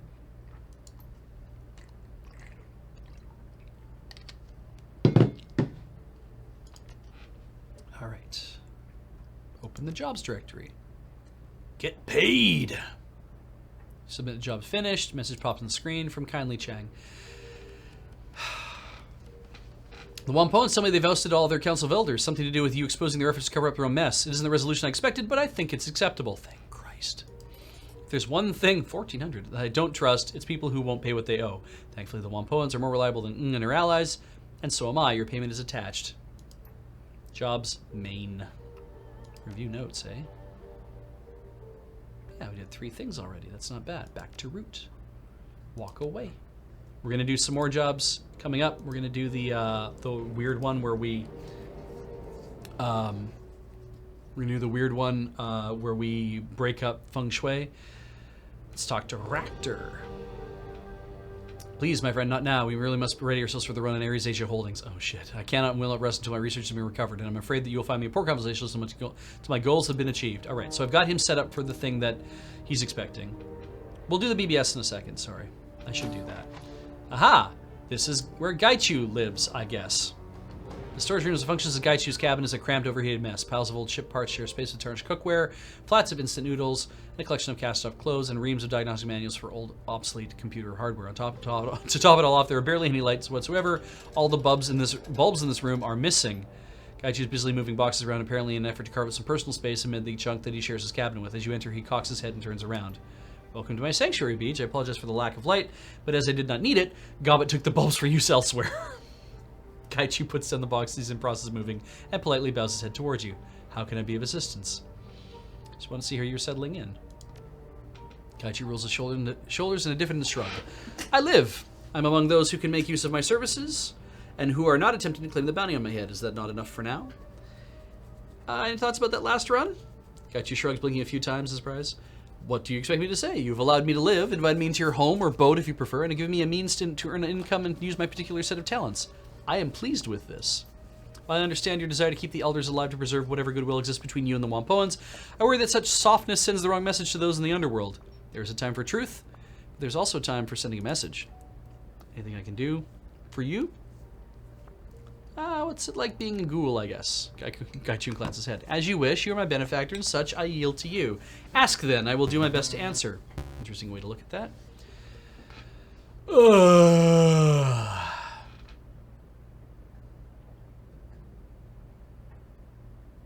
I don't like that first question at all, but I guess it stands to reason. I don't know a team is safe from you, because I give you my word that I will not harm you or anyone else in the team. Gaichu squares his shoulders, expression stony. I'm a man with a disease, not a mindless beast. My word is my bond. I can accept that. Good, I would hate to think there's lingering distrust between us. Aside from being blind, how has it affected you? Aside from my heightened senses of smell and hearing, I am stronger, tougher, and more resilient than any mundane human. I can achieve feats of physicality that are normally restricted to adepts and those with extensive enhancements. Gaichu lifts one hand, fingers crooked to show off his elongated nails. Claws, really. These, as well, as sharp as any small knife. I prefer my sword, but in a grapple they come in extremely handy. He draws one nail over the surface of his shoulder plates. A hair-fine spiral of armor peels off in the nail's wake. Can you turn to mist or anything? Do you still need to sleep? Gaichu chuckles, his laughter rasping out over his lips. Unfortunately, I do. I'm not an undead creature of legend. If I manage to unlock the secret of rest without sleep, I'll be certain to inform you. I thought ghouls were animalistic predators. Most are. In the vast majority of cases, the infected become the crazed predators everyone sees on the nightly Trid news. Gaichu bears his jagged teeth, running his tongue across the tips of them as he tilts his head back. I bear the physical signs, but not the mental ones. A few escape that fate. Really? There are others, though. In Africa, there's a nation of ghouls. It's called Azamando. The intelligent ghouls in Azamando care for the ones whose higher faculties have been ravaged by the disease. Still, it's not a safe place to visit. What makes you different? I am willful. Those with a strong sense of self, a chip on their shoulders, if you will, are always those that survive the infection with their minds intact. I suppose I am selfish enough to have retained a passable semblance of my former humanity. It seems your condition is stabilized. For now, it has. I will not suddenly become a ravenous beast lurking in the hold of your ship, at least no more than I already am. Gaichu bares his teeth in a wry grin, dipping his head a little. Why'd you pick the name Gaichu, anyway? I mean, but yeah, here we go. It was given to me. This is what the Japanese call ghouls, for the most part. I am vermin, a thing shunned by polite society to be hunted and slain for a bounty. My old life is gone. It seemed as apt a name for the streets as any other that I could choose.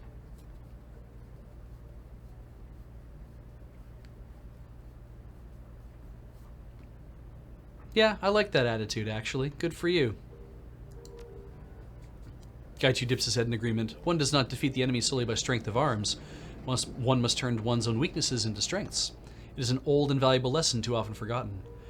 Your armor is heavier than what most Shadowrunners wear, and more distinctive, too. Gaichu nods, growling his assent. That is correct. It is the armor worn by the elite soldiers of the Renraku corporate military, the Red Samurai. Those are the Renraku special forces, aren't they? Correct, the most elite soldiers that the corporation can muster, trained to the highest and most exacting level possible. They are assigned only the most dangerous, difficult, and important missions, things other units would balk at even discussing. That armor is a rare thing for a Shadowrunner to have. That is true. It's considerably less rare for a Red Samurai to have a suit of it, however, even if he goes rogue. You were a Red Samurai? Indeed. For the entirety of my adult life, I was a member of the Renraku military, specifically the Red Samurai, that changed relatively recently. I feel the reasons are abundantly clear. Hence, I still possess my armor, my sword, my training. They have served me well in both my previous life and in this one. So then how did you end up running the shadows? Gaichu rasps out a coughing laugh that reverberates. Gaichu rasps out a coughing laugh that reverberates through the cramped room. What other employment is appropriate for a cannibal whose only previous experience is in military operations? There are not many things I know how to do. This is one of them. Why not ask Renraku for medical help? In theory, Red Samurai who are wounded are given the best in medical treatment and cybernetics. If these are insufficient to return to active duty, they're given a pension and retired. In practice, this is never the case. Red Samurai teams do everything together. Eat, sleep, train, play. We learn to think for each other, move as a single entity. When part of that team is broken, it affects everyone. Gaichu runs his claws over his scalp, sighing. The other members of this unit would be distracted, thinking about a wounded comrade, and would resent a new member for usurping their old member's place. So the wounded invariably take the same course of action for the good of the team. Ritual suicide. Seppuku.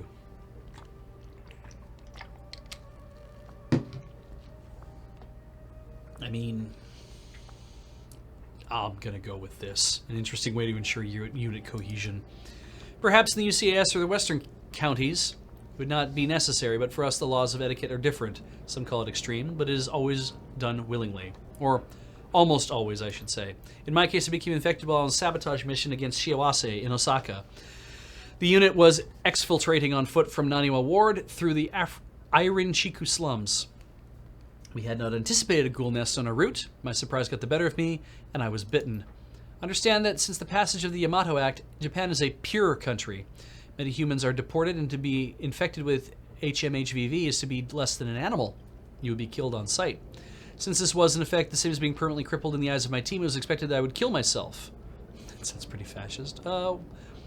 Why didn't you? Because I was still capable of fighting. I questioned the necessity of suicide. Why should I die if I was still as effective as before? Was I not worth having simply because my diet changed? One does not discard a quality tool simply because the surface is stained. Agreed. I made the decision to leave while the unit was slowing me time to prepare for my expected suicide. I took nothing but my weapons, armor, and a small number of personal mementos. I knew that the unit would hunt me down and kill me. Ghouls are considered vermin in Japan. To have a red samurai become one and refuse to die? Unconscionable. Sounds like they take honor very seriously. They do, to an anachronistic degree. Political and ideological indoctrination is as much a part of the training as physical fitness and weapons practice. In order to use this, wrap several knuckles on the hilt of a sword, they make certain you will only turn on enemies of the company and the nation. They found me 2 weeks after I ran. I was careless as I fled south, and they caught up with me in Fukuoka. You didn't run far. But I escaped, barely. It was at that point I decided I should leave Japan. I knew they would not stop hunting me, but I could make it more difficult for them. Then how'd you end up in Hong Kong? I was searching for a cure. I needed a place where I could disappear into the shadows, find work, and evade capture if a cure did not materialize. The Yamato Act meant it was even more dangerous to be in Japan than anywhere else. Gaichu smiles thinly, leaning back on his heels. I went to China, primarily because I still hoped to be able to return home. It felt less final if I fled to somewhere nearby. I first went to Shanghai, but Renraku's presence there is significantly more robust than in Hong Kong. I learned that my previous unit had not stopped hunting me after I left Japan, so I decided to move further afield. Gaichu unfurls his hands, claws pointing towards the ceiling. Hence, Hong Kong. Where else can anyone arrive and disappear without the city carrying one wit?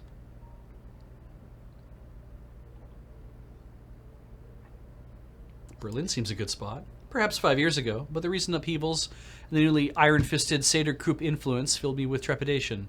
The flux state is no more. Long live the corporate Berlin of the future. Since arriving here, I've drifted between neighborhoods, selling my services to those who are unafraid of my appearance and condition. Gaichu frowns deeply. It has not been as profitable as I'd hoped. I bet. Did you grow up in a corporation? Yes, in Keihanshin. The Kyoto-Osaka Kobe sprawl. It is less populated than Neo-Tokyo, but not by much. I grew up in East Kobe, where my father was posted in a Renraku complex. Gaichu rolls over in a nearby box, running his fingertips over several chips before deciding on one. He slots in his PDA, and a trade photo flickers to life in the space between you. Wow, really? You gonna show me your past? A young man, obviously Gaichu, leans against a railing which overlooks a sprawling harbor complex of skyscrapers and cranes. His school uniform is ripped, and the beginnings of a black eye are forming. Abrasions cover his knuckles, and blood dots his pants. Despite this, he's grinning like he just won the lottery. Vibrant. Fierce. You look a little beat up. That must be on Mount Maya. Oh, right, because he can't see the thing. If I remember right, I gave better than I got in that fight. 3 against 1, but they were out of shape and cocky. I used to cause a lot of trouble when I was in school. My father was constantly raging that I had no sense of responsibility, that I needed to take life more seriously. A cackle erupts from Gaichu, sudden mirth spreading across his face. The final straw was when he bailed me out of jail. I would have tried Raymond's patience, too. Well, what did you do? My friends and I Stole a delivery van. It had a shipment of Shiawase SimSense decks. Brand new, very expensive. We're going to fence them and use the money to take a trip to Okinawa. Gaichu pauses, cocking his head. Are you familiar with what it's like to grow up in a corporate family? I know a thing or two about it, yeah? Then you understand how it is. Children are encouraged to participate in acts of vandalism against rival corporations. Unfortunately, we were caught by Shiawase security, not Renraku. Think your father approved even secretly? I doubt it very much. For him, the activity was not the issue. It was only that I got caught. It was that I was caught and embarrassed both the company and him. He is very much a man who believes there is a proper way to do things, and I had once again cut corners. What did he do next? Gaichu clicks his tongue a few times. He seemed reluctant to continue. That is a story for another time, unfortunately. I still have a lot of arranging to do, and I doubt anyone else would be willing to be alone with me. Anyone else would be willing to be alone with me in a darkened room. Come back later. We can discuss it further.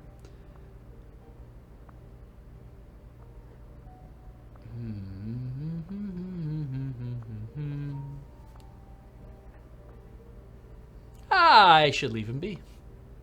I want to hear more, though. Damn. No. Okay, if that's what you want. Catch you bows politely. It is, and thank you again for your hospitality.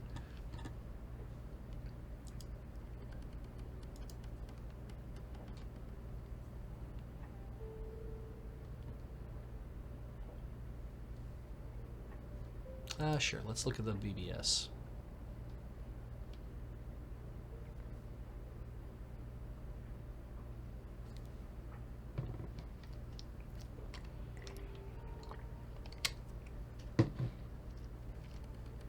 BBS. BBS. Do I have any pay data? Didn't think I did. Keywords. Looking for Decker. Looking for experienced Decker for a discreet milk run in a low corporate lab. Potential for a longer-term arrangement. We're a team that's been together running your basic high-occasional transport gig. We have a reliable fixer, long list of happy clients. Requirements. You must not take experimental stims during run. 2. You must have a good sense of humor. Give me some Nuyen 888. Yes, this is the same thing. I saw your ad. Weren't you just looking for a Decker a little while back? I saw your ad was wrapping up a one-time run with an old partner who moved away. I'd be interested in meeting. Isn't Muffin Top Ninja your Fizz ad? Runs with Scissors 2056. Did someone call my name, Muffin Top Ninja? Hey, MTN, long time no beer. We got to catch up, Sensei. Bring me on as your Decker. I guess the kid who answered your last ad didn't work out. Didn't work out? Runs with Scissors. That's an understatement. I think we can count on you to not consume any drugs during runs, but most specifically drugs that were part of the payload. Fatal experimental drugs that were part of the payload. Muffin Top Ninja says. Ouch. Runs with Scissors. That's not even a rookie error. That's not even a rookie error. It's just lack of common sense. A real shame, that. Anyway, I'm glad you're on board, Runs. We're not going to have a problem with you, MTN. All right. Want to trade eyes? We'll take anything. I acquired a huge supply of cutting-edge cybernetic eyes. My fence did a runner, so I've got eyes up to my eyeballs, as it were. Make me an offer. Shankmeister 007. You got the whole 9 yards. 2010 vision, camera, low light, and thermographic modes. Oh, that sounds really great. One size fits all, sold in pairs only. Box set, Shankmeister 007. Colors, brown, blue, violet, hazel, green, green flecked with gold, chrome. And you've got to install them yourself. That seems a little harder, Shankmeister 007. Trade your Ranger Arms SM3. Comes with a matching briefcase, squinty face. Deal, message me, Shankmeister. Can I swap you my old Cyber Eyes for a new set? Lextalianus. Seriously, anything but that, Shankmeister 007. Can I buy one blue, one brown eye? Fuck. Hunky Dory 71. No, but you can buy 2 pairs. Sheesh. Uncle Say's House of Pork. If anyone ever has the hankering to go to Uncle Say's House of Pork in Tai-O. To Uncle Say's House of Pork in Tai-O, I can only say one thing. For the love of all is holy, don't. I've been able to leave my house in 2 days. The only reason I can even post here is because of the Raz override on my deck. Beely. What did you eat? Maybe you're just unlucky, Sir Yum Yum Cha. All I had were some shumai and ribs. That's pretty basic and hard to mess up. Unlucky is when I get a bad orange in the market. This is unlucky. This is something else. This is some kind of vile gastrointestinal sorcery. Beely. Oh my god, I only ate there once. I still have nightmares. It felt like I'd eaten a wasp nest. The wasps were made of rusty razors and also on fire. Mao Fu. I thought I was being clever by getting the pulled pork sandwich when I ate there. Nope. Aside from basically being a pile of congealed sludge, the bread being moldy, it was a week before I could hold anything down more solid than congee. Blatipex. Why would you eat it then? Did you take a bite and stop? I hope. What What are you all, a bunch of children? Yeah, the kitchen's dirty. But I've eaten there dozens of times and not once have I been sick. Grew up and learned to eat adult food. Ratstar123. Jesus, Gobbin. Wait a sec, aren't you the person who's raving about that food cart on the corner of Kimberly and Observatory? You told me to get the yuzu glazed horse tripe? Maofu. Yeah, how'd you like that? Pretty good, huh, Ratstar? If by good you mean the consistency of tar and old tires, yes. The tripe must have been a week or more old, and I'm pretty sure I smelled rot once the initial citrus blast wore off. Take note, this user's advice on food is not to be trusted. Maofu. Oh good, reading that actually got me to push past the RAS override. Now my deck is covered in vomit. Thanks, guys. I mean it. Nothing I love more than being sick and disgusting. Beely. Oh, Wild City embezzlement history. I'm uploading another Walled City report. This one old, from just after they built it. I ended up digging into the history of this place. It's just archival plain text. Isabel. Consolidated Press, Hong Kong desk. Tsang Mechanical Services. Tsang was once again accused in a joint lawsuit headed by Wuxing Inc. of embezzling hundreds of millions of yuan during the construction of the Walled City low-income housing project. The plaintiffs filed an official complaint on Monday stating that construction contractors had been heavily pressured by Tsang to use cheap construction techniques, while kickbacks, graft, and misrouting of funds caused several hundred million yuan to vanish. Jesus. Tsang's legal team strenuously objected to the accusation, citing lack of proof in the corporation's own damaged fortunes. Legal team spokesman Li Quishan had this to say. The Walled City contract was a disaster for my client. The project was sabotaged at every turn by union activists and competing corporations. TMS struggled heroically to complete the project despite this interference. These parties have now added insult to injury by fabricating charges of malfeasance based on the very obstacles which they themselves created. This has truly become theater of the absurd.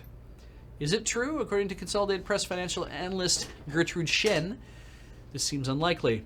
Tsang has struggled through financially since the Walled City project. Tsang stock, ticker symbol TMQ, Hong Kong and Tokyo exchanges, is trading around 40% of its peak, which is just reached after receiving the Walled City contract 4 years ago. Although investigators have indicated there is evidence of possible misconduct, no misappropriated funds have been found, and CEO Josephine Tsang recently sold her Victoria Peak estate, citing financial difficulties. If TMS or the Tsang family had benefited from stolen Walled City funds, they're not showing it. Mrs. Tsang could not be reached for comment. Huh. I always thought that Tsang rocketed to success in the back of the Walled City. They sure trumpet that in their PR, Dong Jiang. Yep, it's a brilliant piece of historical revisionism. The Walled City was a huge loss of face at the time, but somehow they've rebanded the whole fiasco over the last couple decades. Maybe their underbidding made them seem like a real sucker and brought in the contracts. Amanita. Isabel, I find the fact that you posted a financial article to be charming, White Prism. White Prism, did you just hit on ISO? Amanita's gonna skin you, Freedom Cowboy. Now that's just WP's incapable of flirting. Would you date a woman named Amanita and then try to claim someone else in the BBS? Or try to charm someone else in the BBS? WP's just an angro-mentat with a poor social filter, Amanita. You two must have an interesting relationship, Freedom Cowboy. Let's just say we radically complement each other, Amanita. Merc operative? Accessing BBF archives, please wait. See attached image dated to late 2050. The human in the middle is Simon Zur, a mercenary fixer in Macau. He's a known quantity. I'm interested in the alpha on his left. Everyone recognize this guy? Archaeopteryx. Your person of interest is Roald Han, aka Whipsaw. He's not a merc. He's a corpo turned runner turned corpo. He's now a counter-disruption advisor, currently under contract to Transys Neuronet. Zur is just a broker, but I'm wondering what Whipsaw is doing with the third guy, the troll, Icebreaker. Blood Meridian. Huh. Icebreaker doesn't even look like a Decker. Or Icebreaker doesn't look like a Decker. Escape velocity. Icebreaker is in as big as an icebreaker, the ship. He supposedly ran a paramilitary crew for a while. Blood Meridian. I've heard of this guy. He vanished 6 years ago. His whole team went completely dark. They were called the Fleet. Word is they hit a big score and retired. Scry. Ooh. Yo, guys, I got metadata. The Icebreaker's crew got wiped out. Only two survivors. And you won't find them. Tin Helmet. Uh-huh. Hi, Ambrose. Tin Helmet, I'm tired of your weird-ass rumors. Oh, that spelling of weird. Frenetics. Tin Helmet might be correct. One fleet associate, Ustrada, posted on the BBS 6 times over the next year. Another ballad song was collected by Bounty Hunter. See attached image. White Prism.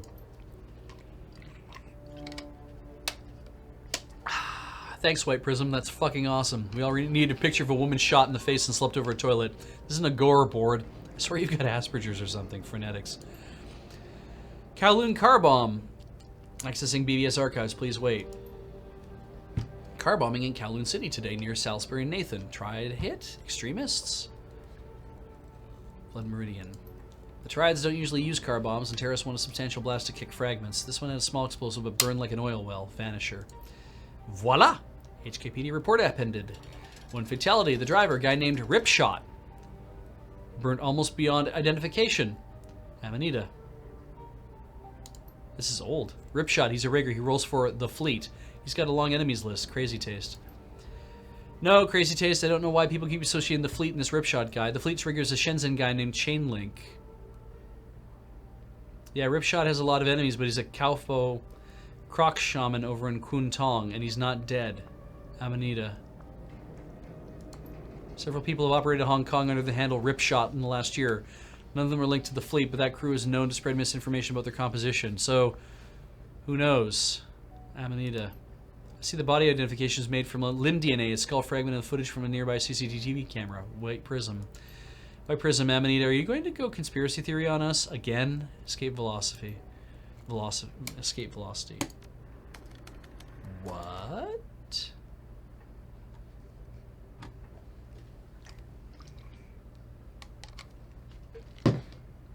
Oh yeah. Walk away.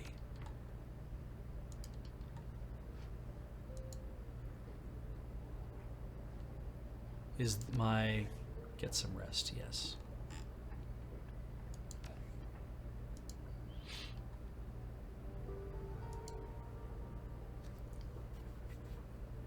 You enter to find Wu stalking the floor silently, one hand held rigidly near his hip, the flexing and unflexing again and again. When he notices you, he nods once and goes back to his Cage Panther routine.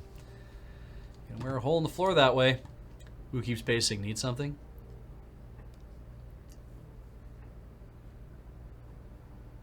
Yeah, a drink looks like you could use one too.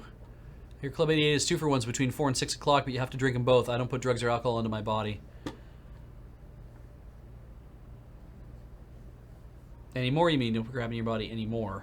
No. It's fine. Just gonna let that go. I take it you're stewing. I mean, this gives me... This will tell me more things about his background that me as a player, I don't know. I don't want to be shitty to him. There's no reason. Anymore, you mean? You don't put crap in the body anymore. That's right, I'll own that. Anymore. I don't need my judgment impaired like that anymore. We both know what can happen when I drink. Been thinking about Josephine Sang, what she did to our family, what she did to Carter. His pace increases a bit and his tusks shut forward slightly. Josephine Sang. Goddamn Josephine Sang. And how I'm gonna make her pay for it. All that thinking and pacing, and that's what you can with it. You're gonna make her pay for it. I was thinking of all the ways I could make her pay. Don't go down a dark hole, boy. It's not a dark hole. I'm just adapting the situation. The old Duncan's coming out to play. Wu's eyes smolder. Here's what we do. We walk into Sang headquarters and ask for the boss. When she comes down, we grab her, take her somewhere quiet, ask her why she had Carter and his runners killed. Find out what happened to Raymond and whether he's alive or dead. What happened next is up to her. I think the direct method will result in a quick death. They'll never see coming. That's why the plan's so beautiful. This is the way to go. My way.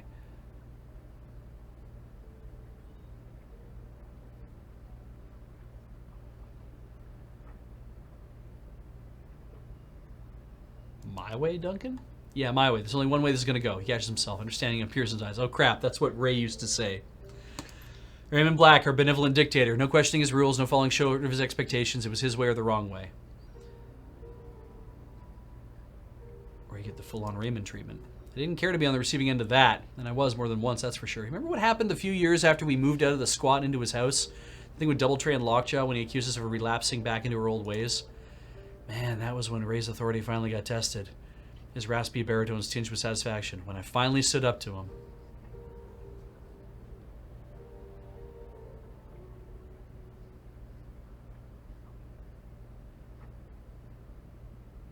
Couldn't hear a word you were saying. Never heard him. I'd never seen him so angry. It was a sight to behold, that's for sure. I didn't listen. He didn't listen. Then we butted heads, same as always. He smiles was filled with regret. But that one was the worst. Good thing you were there to stop it.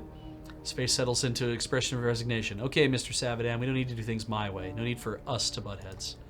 He stretches. You can hear his joints crack. And on that note, I'm going to ask you to clear out. It's been another long day. I'm getting a feeling they're all going to be long days. Yeah, I'm getting that feeling too. Anyway, have a good night, Adam. I'll catch you tomorrow.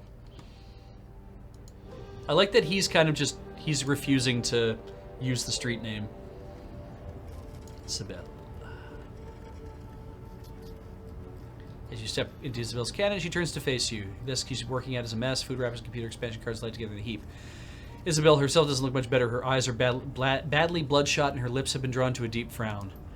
You're back. Hey. She shows a box of assorted mounting screws aside with her foot. What do you need? How are you holding up? Not great. I'll manage. Don't clown on me. Tell me what's going on. When I unlocked those old memories, I told you they were crystal clear, right? Every detail was perfect. It's still that way, and I think that it always will be.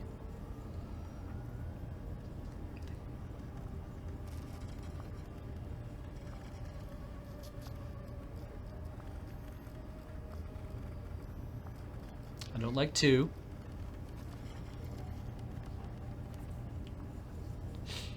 I mean, I want to be able to give her hope, and that's what 2 is, and that's kind of nice. It's like, I know it feels that way now, but always is a long time. Okay, let's just go with Y. Because they've been stored as data in an archival format. They're never going to fade. They'll never grow less intense with time. It's like having an eidetic memory. I'm stuck with a perfect record of every shitty thing I saw and felt during my childhood in hell. It's not an easy thing to live with.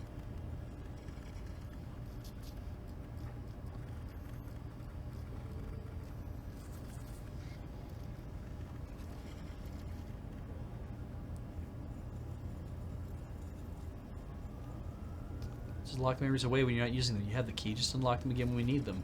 Sure. No, it doesn't work like that. I can't just lock and unlock them whenever I please. There's a period of adjustment after I unlock them. I have to unpack the memories, reconcile them with everything else that's going on in my head. It's disorienting, painful. If I lock these memories away again, it's going to be for the last time. Until then, I'm just going to have to live with them. So if you've got questions about the walled city, go ahead and ask them. I should be able to give you some answers. Not all the answers, mind you, but something. All right. I have a question. She'll tip the tip of her tongue over her lips and nods. A look of fierce determination seizes her. Go ahead. Go on. Ask me a question. I'm ready. That's all for now. No. How'd you get out of there when you were a kid? How'd you escape? She heaves a sigh. Gobbet led me out. Really? She must have been, what, 9 years old? Something like that. Go ahead and ask her about it if you want. I'm sure she'll be happy to brag about it, but I think that we have more pressing matters to discuss. That's it? That's all I'm going to get? F! Oh, I have another question. Thank God. Almost anything else would be preferable. Okay. Go ahead and ask them. No, fuck, that's it. Okay. Any thoughts about that last run? I thought I wouldn't miss the Wampoans. You know what? I don't.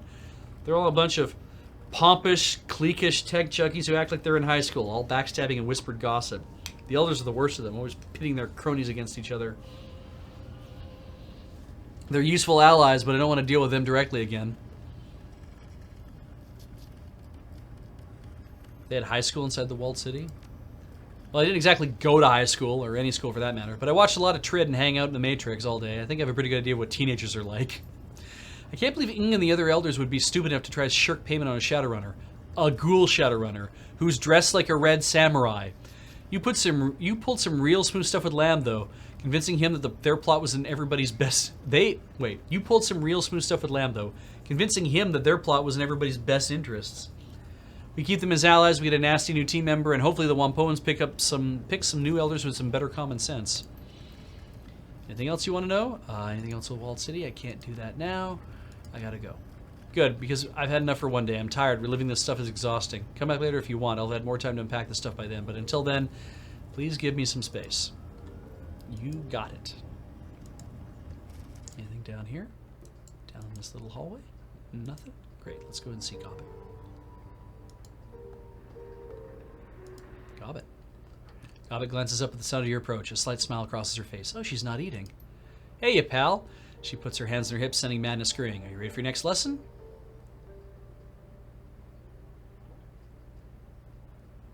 Absolutely, hit me with it. I like this. Straight to business, she nods appreciatively. I like that, good. This one's about people like Auntie Cheng and why we need them. There will be a Q&A session after the story, but I want you to listen up, it's important. I'm all ears. Alright, so here's the upfront lesson. Fixers are important. You can't just go to a Johnson yourself and get a job. I mean, you can, but you shouldn't. It's a bad idea all around.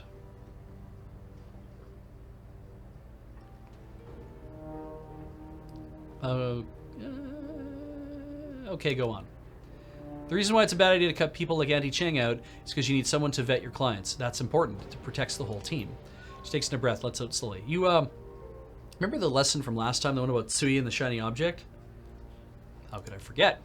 Well, after the run was over, we went back to the sinking ship for some R&R. Tsui had told us the client would be sending a boat to collect the shiny object in the morning. All that we had to do was keep the thing safe until the handoff. We were in a celebratory move. We killed an evil wizard and stolen a priceless artifact. A good night's work by anyone's standards. Hono and Egret got good and drunk in record time. Tsui went back to his cabin with the shiny object to, I don't know, stare at it for a while or something. I retired to my cabin and crashed out. It had been a long night. I remember waking up to sounds. Yelling, maybe? I was groggy and they were far away. I couldn't quite make them out. The clock said 4:30 a.m. People were always partying on the raft, playing loud music, shooting off fireworks, that kind of things. So loud noises early in the morning weren't unusual, but something felt off somehow.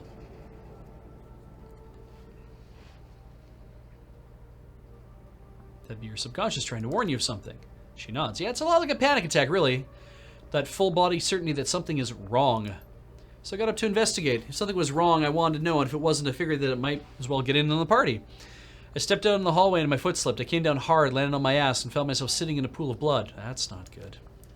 She shakes her head. No, it was pretty bad. So it was pretty obvious by this point that something had gone horribly wrong. My first thought was that the shiny object might have, I don't know, unleashed something. After what I saw it do in the warehouse, I wouldn't have been surprised. I shook that off pretty quick, though. I knew what this was. Our client was playing us. He'd hired us to steal the thing, and rather than pay us for the job, he'd send another team to take it away. So what'd you do? I got up and beeline for Malvina's cabin. She was the closest thing the sinking ship had to a leader and the strongest rat shaman on the raft. Why go to her when I head straight to Tsui's cabin? She stares at you because I'm not an idiot. Sorry, that wasn't aimed at you, but think about it for a second. If there was a retrieval team coming for the shiny object and they were strong enough to handle Tsui while he was holding it, what chance would I have had of stopping them? Good point. I figured that it was time to bring out the big guns. Malvina was the one whom I could get them from.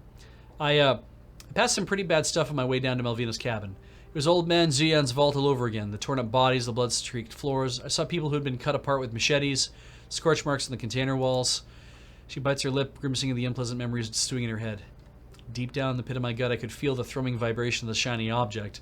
That heartbeat feeling that I had in the warehouse. It was back and stronger than ever. Whatever that rock was, it was awake.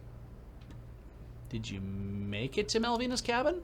Yes. I burst through the door, all ready to spread the news, and someone smashed a gun into my face. It was Cadmus, my friend. He jammed the muzzle of his super warhawk into my cheek so hard it hurt, and then grabbed me by the belt with his other hand. I wasn't going anywhere. Just over his shoulder, I saw Malvina. She didn't look amused.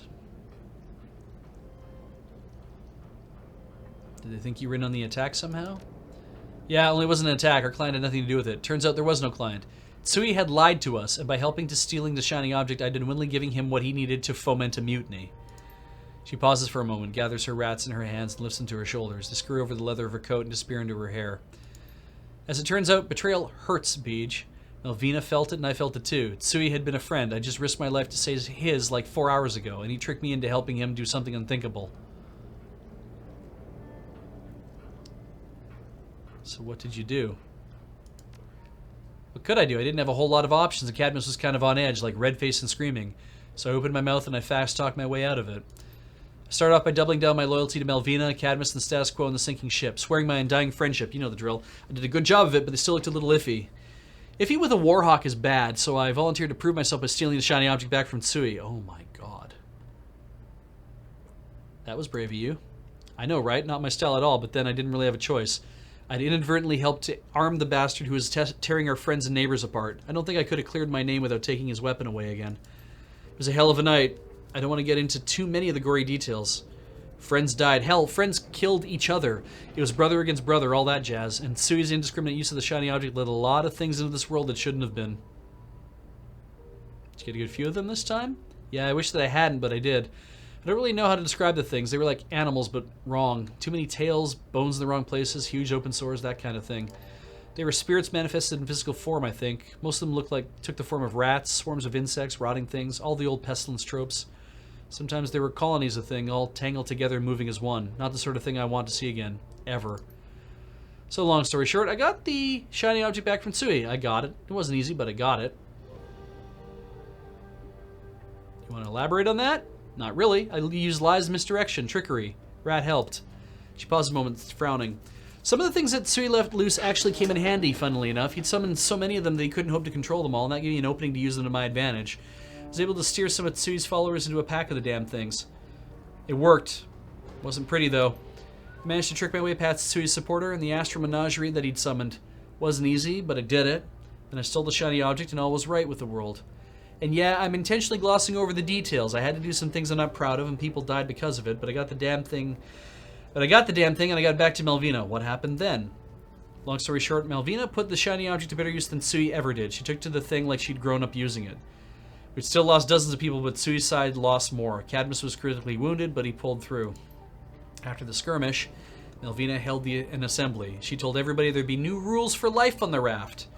Anyone who refused to follow them could leave, and if you broke them, you were done. The rules of the sea and all that. After the pronouncement, she turned on the surviving mutineers. Honu was one of them. He'd been in on Tsui's plan the whole time. She didn't kill them, but she did exile them from the sinking ship. And for people in our economic bracket, that was as good as a one-way trip to the walled city. I'd be willing to bet that they're all dead by now. In the wake of Melvina's ultimatum, the 5 survivors left the sinking ship. I was one of them.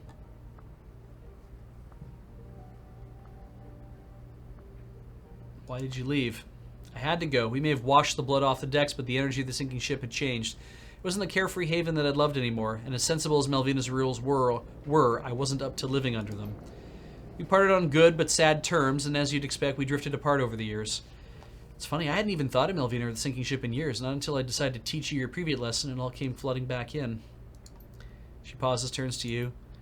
That's the story. It's finished. But I want to circle back on the lesson I gave you up front because it's important. We need Auntie Cheng to bring us work, that's obvious, but we also need her to keep us honest, to be sure that we on the team are playing straight with one another. Auntie Cheng's reputation rises on the legitimacy of the jobs that she brings us, and that, more than anything, is why we need her. If we didn't have Auntie Cheng or someone like her, we'd eventually tear ourselves apart. It happened on the sinking ship. It could happen again in Heoi. So anyway, that's the lesson. If you got follow-up questions, go ahead and ask them. Melvina, what did Melvina do with the shiny object? I'm curious. Well, first she used it to get rid of the things that Tsui had let loose, then she put it away for safekeeping. It's probably still there on the sinking ship, ensconced in some shrine or another, held under lock and key. At least she's keeping it safe? She shrugs. I'd have preferred if she'd ditched the thing, but in the end, that wasn't my choice to make. From what I heard, she's still in power over there, so I guess it worked out okay. And Tsui, what happened to him? That walking colostomy bag was already dead, eaten by his own monsters after I took the shiny object away. Turns out he wasn't much good at controlling them without it. Her voice fills with grim satisfaction. He didn't even live long enough to watch his mutiny fail. Any thoughts about that last run?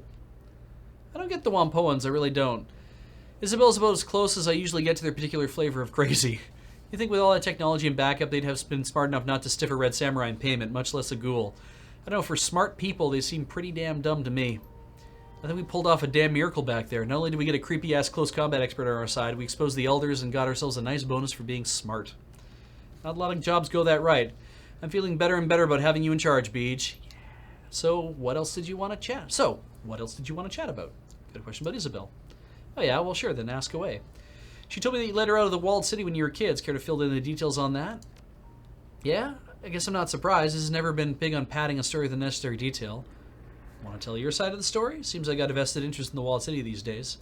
I'm gonna need something like a... Water's good, but I need something else. Yeah, sure, why not? I'll share. She taps her chin thoughtfully. She tells good stories. I like this. To start, I guess that you're going to need to know what the walled city was like when me and Iz were kids. She didn't tell you anything about that, did she?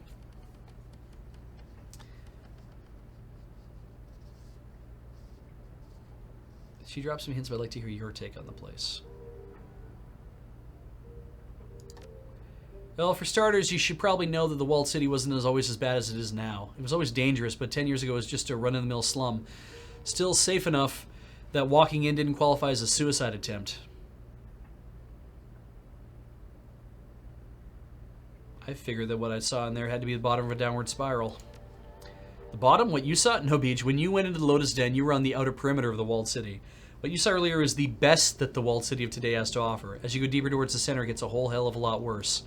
Anyway, back when I was a kid, it was pretty much all like what you saw in the Lotus Den. Not exactly Victoria Harbor, but survivable if you knew what you were doing. Back then, I used to play in the walled city. Rat would lead me into all the nooks and crannies that grown-ups were too big to fit through. There was this other young shaman in there they used to play with. His name was Happy or Lucky or something like that. He followed Pig. Nice guy, good card player. Obviously, none of this was a good idea. Teenage girl going into the walled city by herself, that's a recipe for disaster. I didn't realize any of this at the time, though. I loved playing in the alleys and crawl spaces of the walled city. It was fun.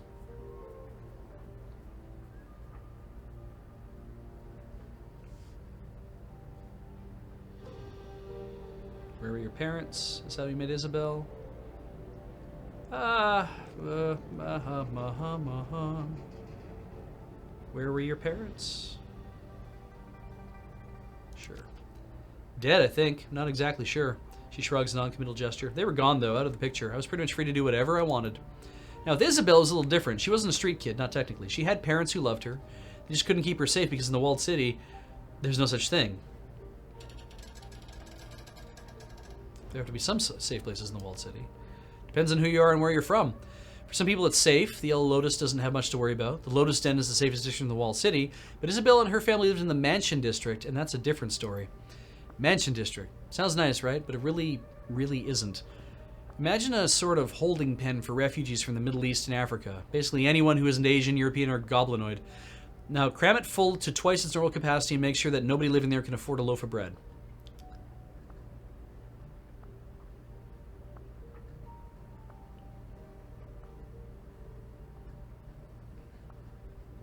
No goblinoids? Were any orcs or trolls in Isabel's district? Yeah, no goblinoids? No, people like me and Duncan get their own districts in the walled city, regardless of their country of origin. Nice, cushy places on the outer perimeter of the wall. There are advantages to being big and strong, especially when everyone around you is too malnourished to fight back. Of course, the residents of the goblinoid districts all share a metatype or two. They got something in common, a shed of shared experiences tied them together. Not so in the Mansion District. The only things that those people had in common was their skin color and the fact that they were living in crushing poverty. There wasn't even a common language for them to speak. It was a pretty rough place. Lots of infighting, lots of gang-on-gang violence. People did band together for protection, but there wasn't a lot of hope. Everyone lived there. Everyone lived in fear of being sent deeper into the slum towards the center. When you start getting dragged in that direction, you don't come back. Sounds like a charming place. Reminds me of life in the Barrens. Yeah, I imagine the two were pretty equivalent back then, before the walled city got really bad. Anyway, this is where I met Isabel. It wasn't long before we became friends. Before we were friends. She was interesting. I think this is why I let her latch onto me. The girl was smart, savvy, but cripplingly shy. She didn't belong in the walled city. No one really does. With her, it was painfully obvious. She was like a little mouse crammed into a box full of weasels. It was only a matter of time before somebody snapped her up. So what happened? What led you to take her to the walled city? Rat happened. She came to me in a dream, showed me that whatever was going bad in the walled city was getting worse. The whole place was rotting from the inside out, choking in bad chi and lost hope. I decided to go inside one more time. If I had found Isabel, I'd offer to lead her out. If I didn't, well... She grimaces, spreads her arms.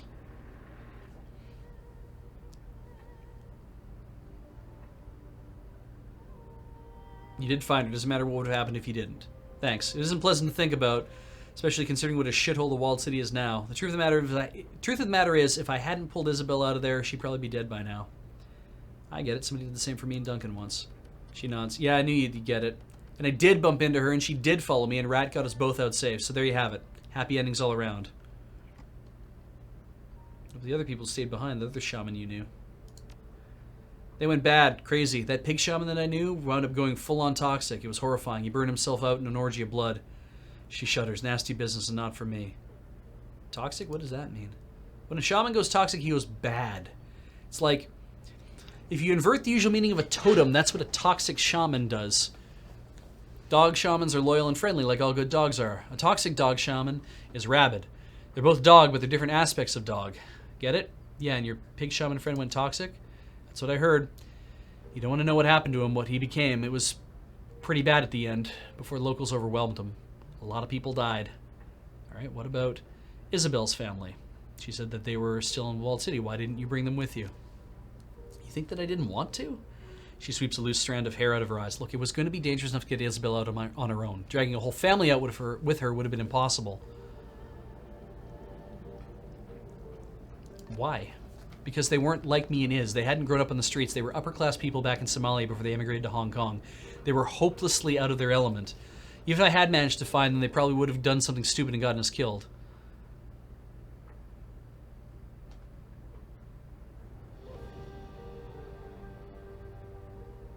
You made the right choice. Damn right I did. Even if I'd managed to convince them to come with us, they would have gotten caught. The Yellow Lotus would have kidnapped them if they were lucky. If they were unlucky, the Thrill Gangs, the Organ Leggers might have gotten them. It wasn't worth the risk to even try. She sniffs, beside which Isabel didn't want to bring her family. She wanted to get away from them as much as she did from the walled city. Never could get her to tell me why. Alright, that's all. Can we talk about something else? Sure, ask away. Well, that's it. Thanks, Gobbit. Sherm Beach, thanks for listening. These lessons are for your benefit, but I think they help me too. It's nice to be taken seriously every now and then. No problem, Gowan. I look forward to the next one. I mean, I feel like we're gonna get to a point where the joshing is worth it, but I don't know if this is being taken, this is serious or not, so I think this is what I want to say. So, yeah. Her face lights up. Yeah, me too. Now get a move on. I got Gobbit things to do.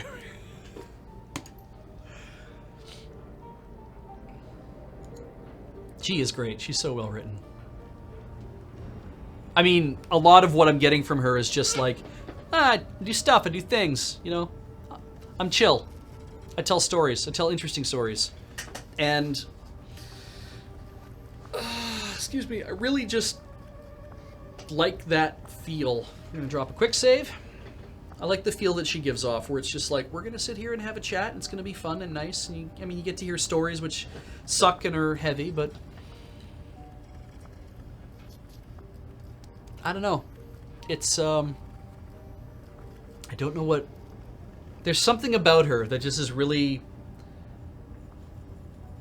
appealing. Okay, we're going to take a quick commercial break because I have to put some drops in my eyes. I will be back in a couple minutes, so please enjoy the slides. Enjoy the commercial break when I smash commercial, which isn't working. There it is. Now it's working.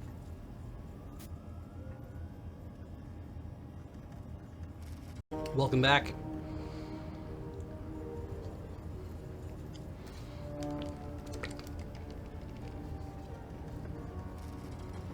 Yogurt.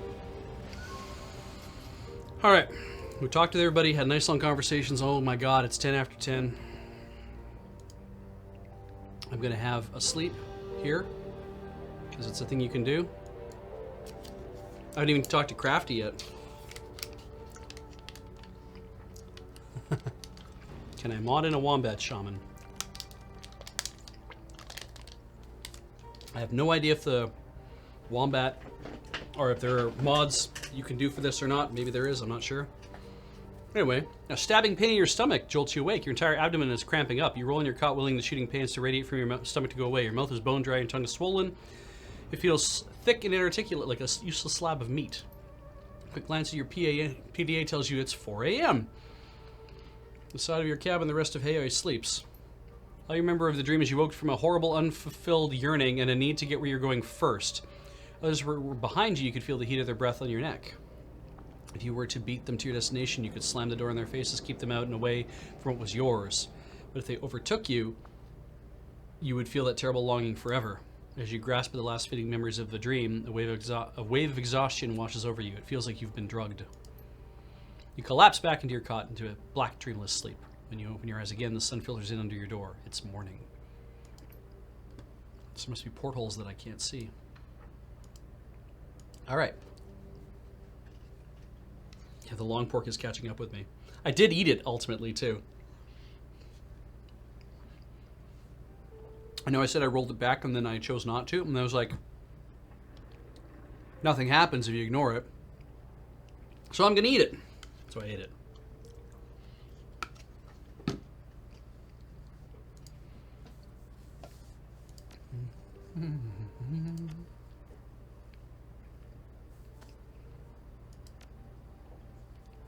All right.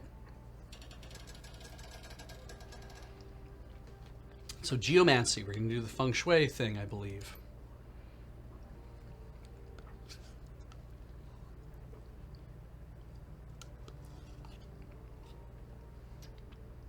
Go to the Wujing Sky Tower.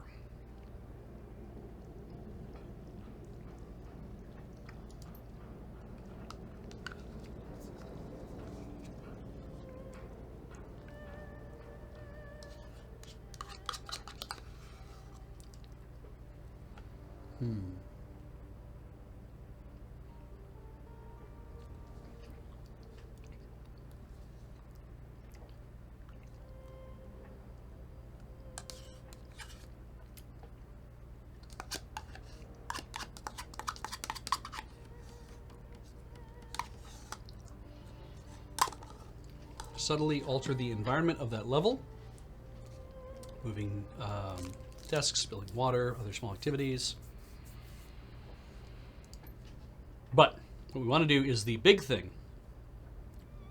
The rooftop garden. We're supposed to ransack the garden upstairs. Set fire to things, uproot trees, that kind of thing. Yeah, it's all right. Specifically, destroy the large Buddha statue in the garden.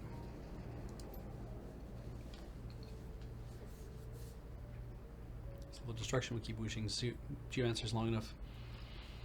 The more subtle disruptions below will take effect.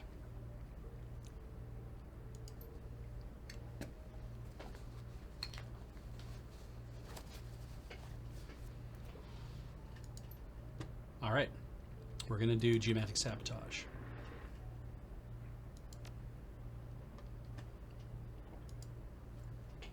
I have poured myself the remainder of the tea. The cold brew. I'm going to try a different flavor later. I need to go quickly catch up with Crafty. I don't know if there's anything new that I have to do specifically.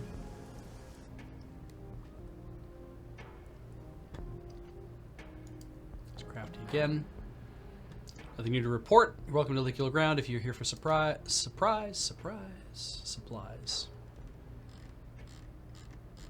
Right. Conjuring. Mana static. Shadow. Need to up my conjuring level, it seems. All the cool stuff is showing up.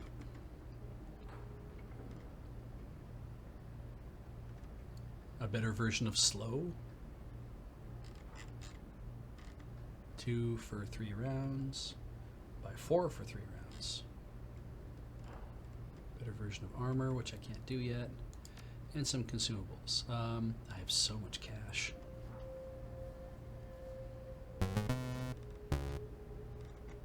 That sounded like a sub. It probably was. And we have a couple of spirits I haven't summoned yet, so.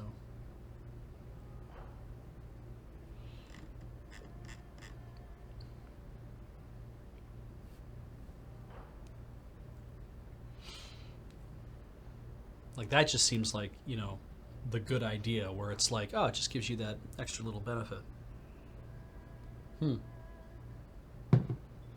Thank you, thanks too much for your sub. The plan is to go until 11. And as the missions get longer, I'm going to have to not do them immediately. Like, it's going to be like, I do part of a mission, and then we stop, and then I come back to it and be like, now we continue on with what we're doing. So they haven't gotten long enough yet. So many cool things have shown up that I can't do anything just yet, but that's okay. I don't think I want to buy the... I mean, eventually I think I buy this because having it's going to be handy. I mean, it does give me greater... Is having it now better than not having it now is what I'm wondering.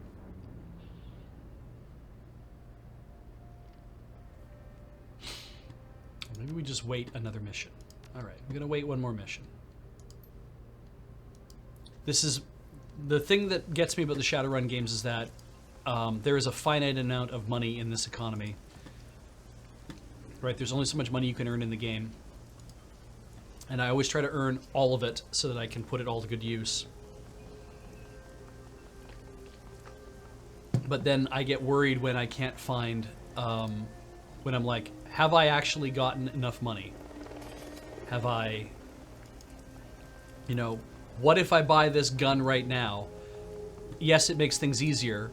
It's basically the same thing you find in a lot of like RPGs, right? Where it's like, does buying this sword, is that the good idea, or should I wait until the next town when there will be a better sword? And then you show up and you find out the better sword is actually another like 1,000 gold, and you're like, I don't have that 1,000 gold yet, so I better save up for that. By the time you do that, then you're like, I have become more powerful. Do I buy the better thing or not? But anyway, let's go to Wujing Sky Tower to commit geomantic sabotage.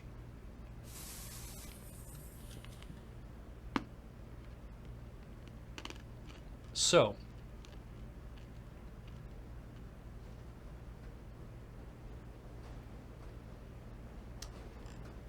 I feel like it's a building. It's a skyscraper. It's a corporation.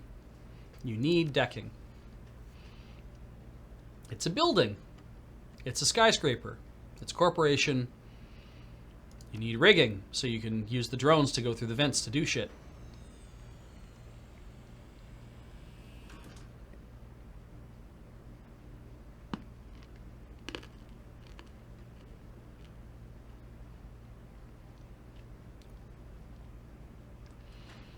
I don't know whether to go with Gaichu or Gobbet. I don't think I take Duncan. I don't think there's a reason to. Ah. But, like, firepower seems like a good idea. Breaking stuff also seems like a good idea. I am a shaman already, so I might be able to handle the whole thing. People are saying, I'm saying leave reactor or true as a corp, having things that can shoot me. So if I go with Duncan,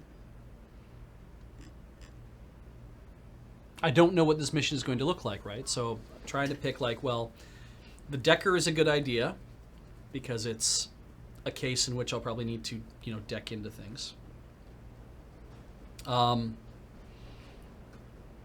Duncan's strength might come in handy to break stuff, perhaps. I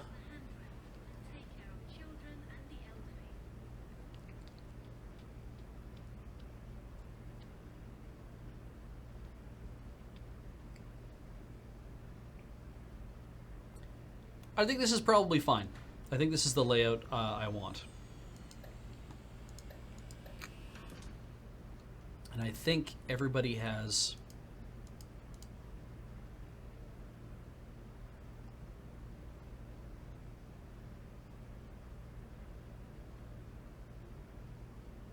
Take the ghoul for his first run.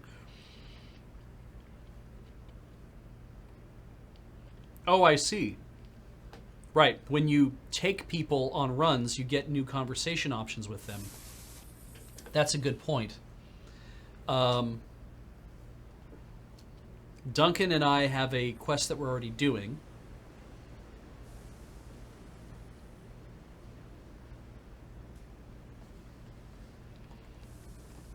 Haven't had Duncan to come along in a while. I guess I could actually leave, but I really want, just in case, I want to have the ability to do stuff involving a drone.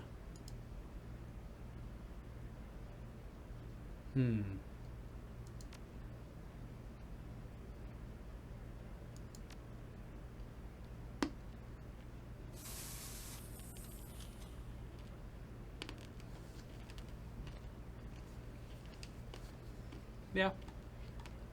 I think I'll take these three. I'm happy. I would only really want to change that if it was like, oh, if you take Gaichu for this mission, something cool happens because he's there, and it's like, then it's like, oh, that's something I could think about. But this is one of the starting 3 missions, right? This could have happened in any order. Anyway, bad chi. The subway flies over the tracks towards Aberdeen. Monsoon humidity clings to your skin, and as if it's followed you from Hawaii. Or perhaps it's simply sunk this far into the earth, penetrating stone and machine, rousing the acrid smells of Hong Kong's underground in its wake. You've been handed a promising job, geomantic sabotage, with a single objective: to disrupt the flow of Wujing Qi to destabilize the corporation. Our client is especially keen on the idea of Wujing's famed geomancy being used against it, the ultimate humiliation. While the corporation's office spaces are free game, the main target is Wujing's treasured lotus statue, which resides within a temple on the topmost floor of the monolithic building. Your client's instructions are clear. The more damage you do, the worse the chi and the better the pay. So, give Reactor an extra kit.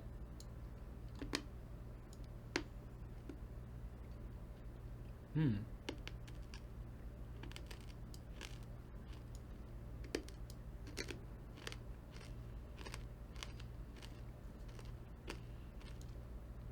Duncan an extra kit.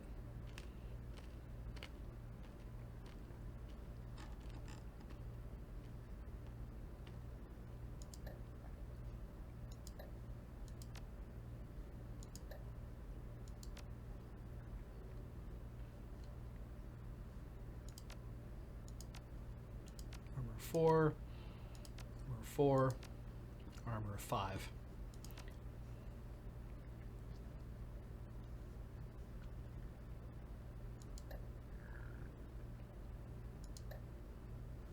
And I can't use this because I don't have the spellcasting. And that's okay. All right, let's confirm.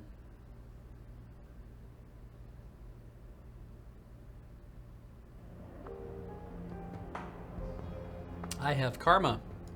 Let's have a look at all that karma, actually. So, 26 to spend. 19 gets me to a new etiquette, which means I can spend 9 right now, because that'll just help in terms of controlling spirits and other things like that. This is 33 to basically max out. I don't want to pick my new etiquette next, or yet. So we're just going to take that once. Here we go. Mission items and stuff. The subterranean accessway opens to one of the Wuxing Sky Tower's few employee-only entrances. As the only underground access point to Wuxing's restricted levels, security is tight. It's unheard of for unauthorized personnel to reach the upper levels. Naturally, that's where you're headed. Duncan presses a slip of laminated plastic into your hand. A grainy black and white reproduction of your own face stares back at you. The rest of the card is filled with a barcode. He lowers his voice to a deep grumble. Cheng wanted you to have this. Spoofed credentials, fresh off of Maximum Law's card printer. They look legit. They'll probably get you past the front door if nothing else. Supposedly, the client said something about other ways to bypass the check-in system inside the building, but he didn't go into specifics. We're going to have to find him ourselves. Almost on cue, a sturdy Wuxing security officer peers up at you from behind his desk console. Evening, sir. Swipe yourself in. He suggests the ID scanner in front of him. Pull your weapon on him. No, we'll swipe spoofed credentials. Why not? Looks his console and back at you. His eyebrows rise as he observes your company. You realize your credentials only allow you access through floor 10, right? Of course, I have new credentials with guest privileges waiting for me inside. That's why I'm here to pick them up. Officer nods curtly. Right, go ahead and grab your new creds at the check-in terminal. Have a good night, sir. All right, at the check-in terminal. So the first thing we do is we lay down a save. The first chance I get to do a save here as possible. And we are looking for... There's a door over here. Employees only beyond this point.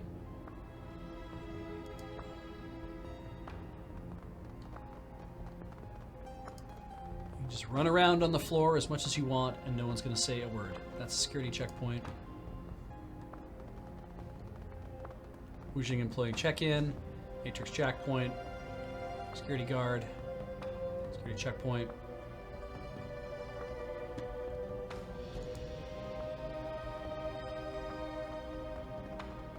Cool. All right, I've seen everything. I've seen everything.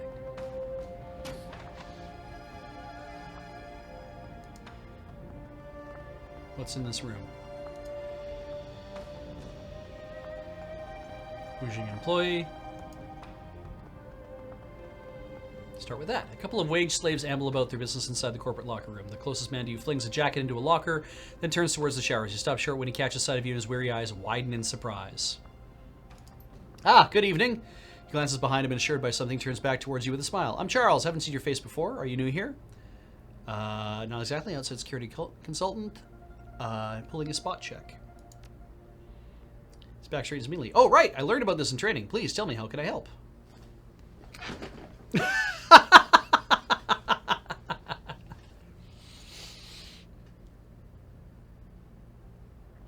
I like the first one. I really want to do the second one, but I think I'm just going to start with the first one. We'll see where that goes.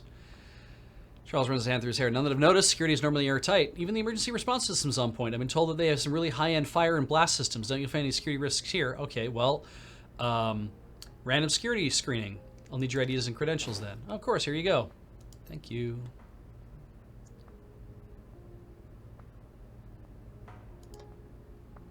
Then I'll leave. Then I'll check in. Check in. Swipe your stolen employee ID. See bang. Verify credentials. Swipe your spoofed ID. Oh, they're incorrect. So don't do that again. Swipe the authentic employee ID. Credits identity verified. Ah. Floor 23. You can get to floor 124, maintenance and research access. Limited floor 1 to 24, maintenance and research access. Okay.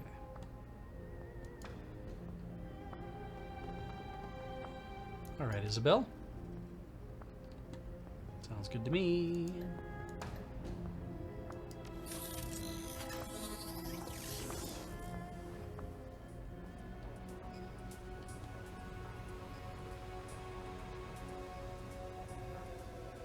So you sweep like that.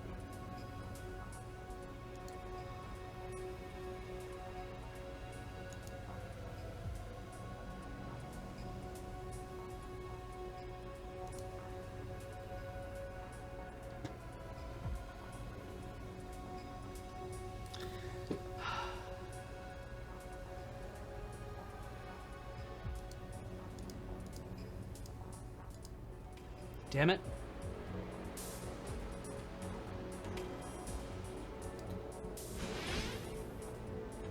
That's XCOM.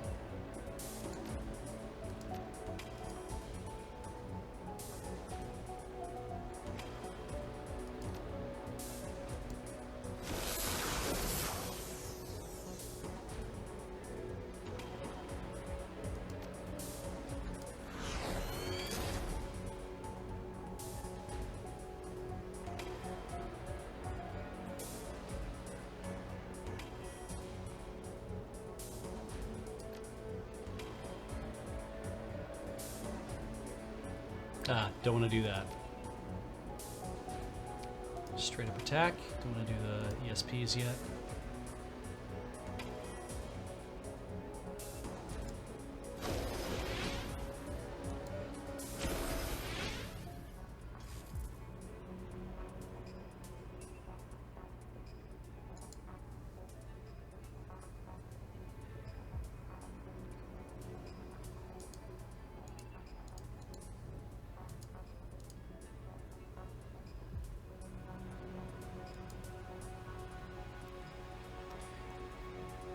We're going to hack it. This is probably going to be hard.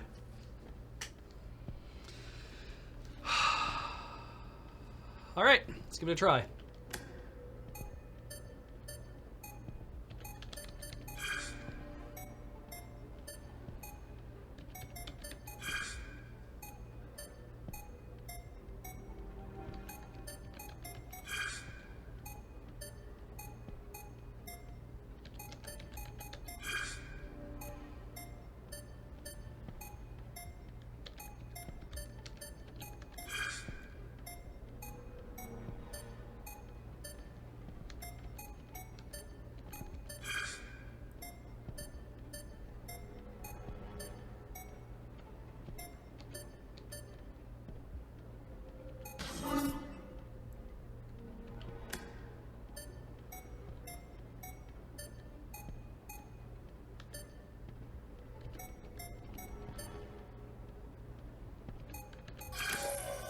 All right, let's see here.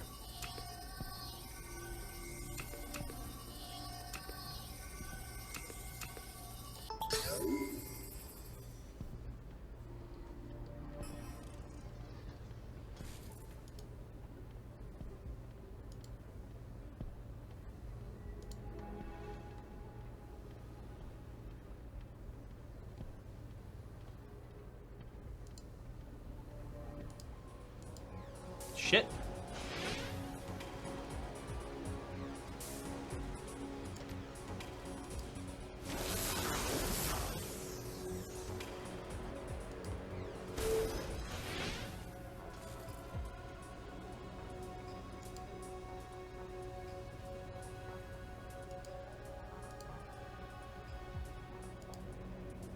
Nothing over here, okay.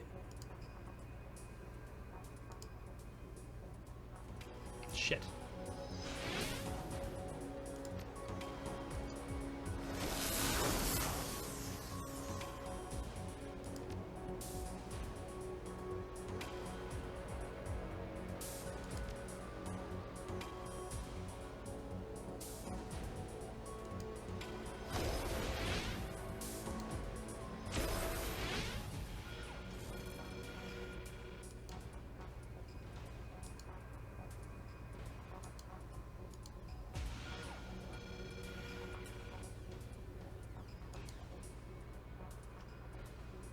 Huh.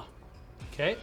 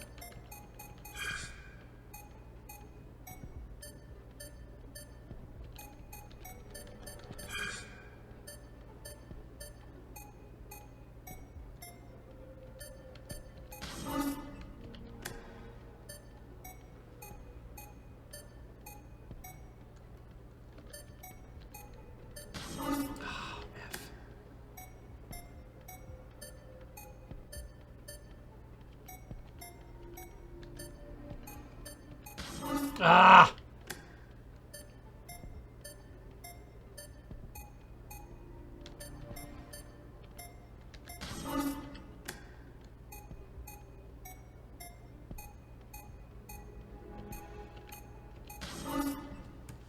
F it.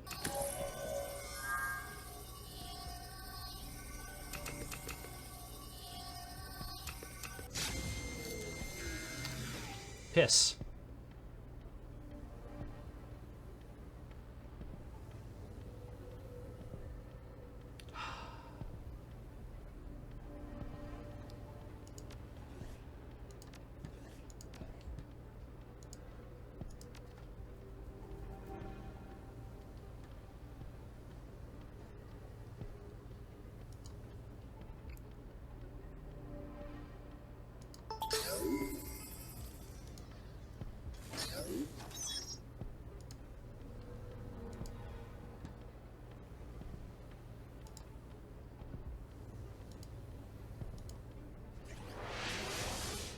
Okay.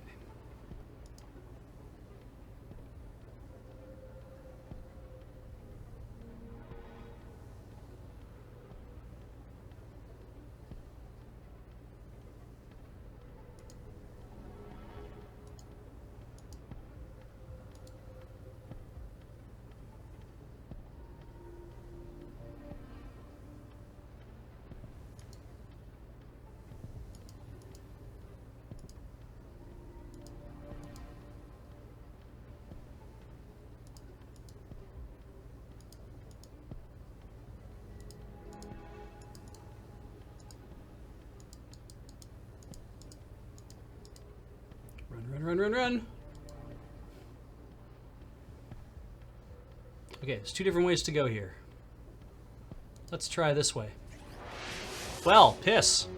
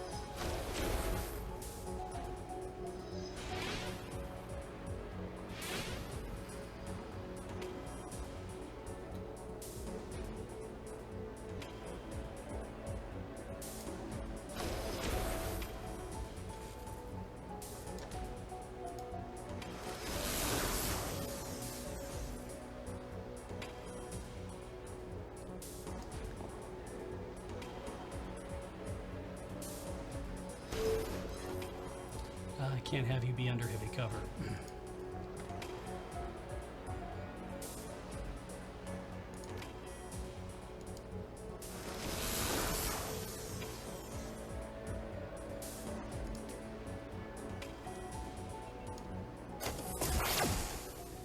Okay, that's fine too.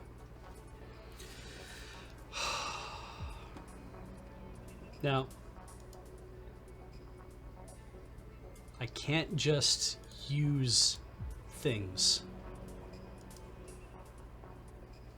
All right, let's try blocking. Let's try hacking this.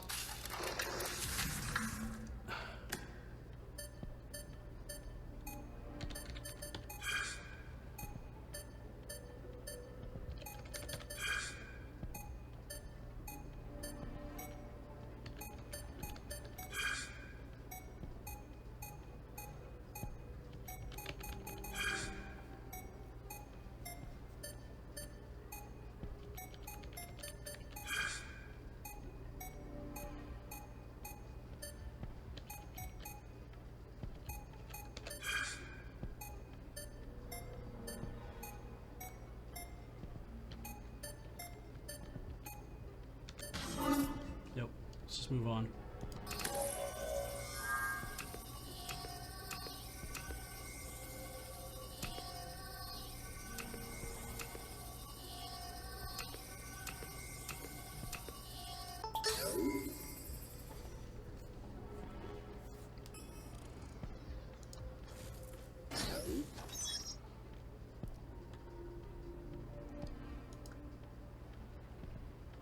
Could really go for a way to cool down.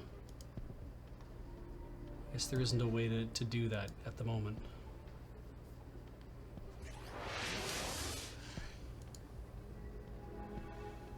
Oops, shit.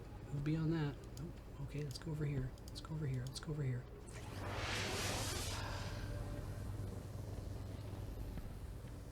Hey guys, what's going on in this room? What the shit?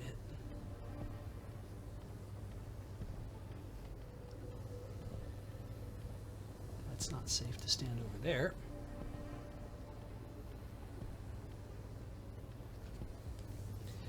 Okay, so you swing to your left. You swing to your left again.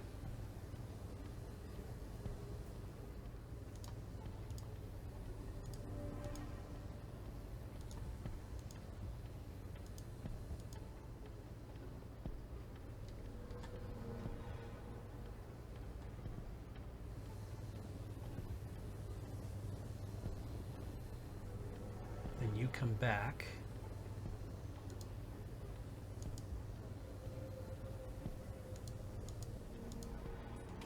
Yes. I might just have to get the hell out of here.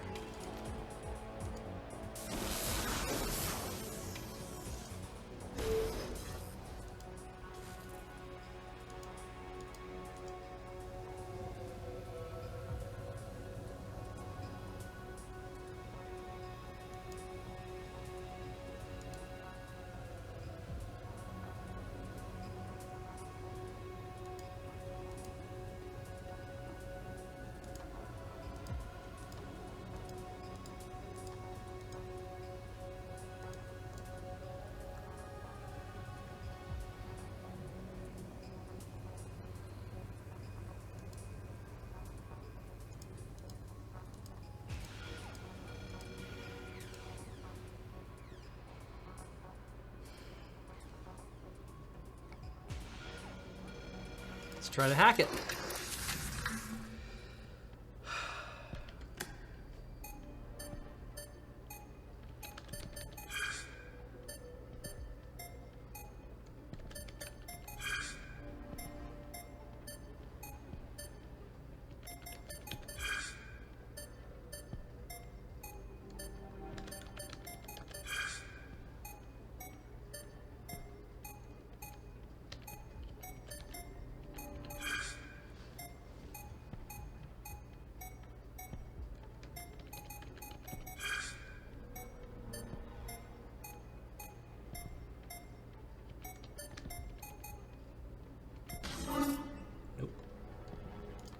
Moving on.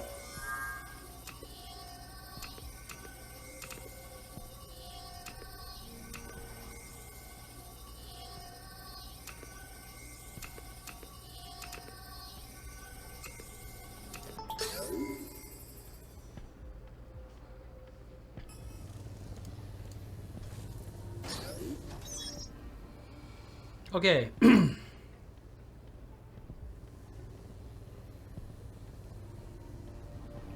Dump shock isn't always the worst, right? You can eject anytime it's green. Well, it's green. I'm ejecting.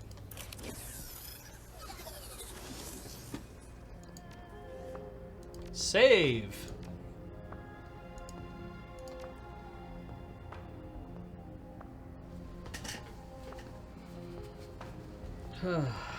Thank you for the reminder, chat. Actually, that is very helpful to... Sorry, we're gonna move the microphone a hair. I feel like it's a little off for me, but...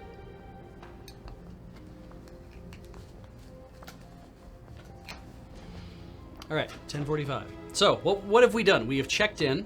We have looked at a thing. We have done some other stuff. I have no idea if what we have done is okay or not, but I am going to talk to the security guard. Hey, you get into the maintenance room.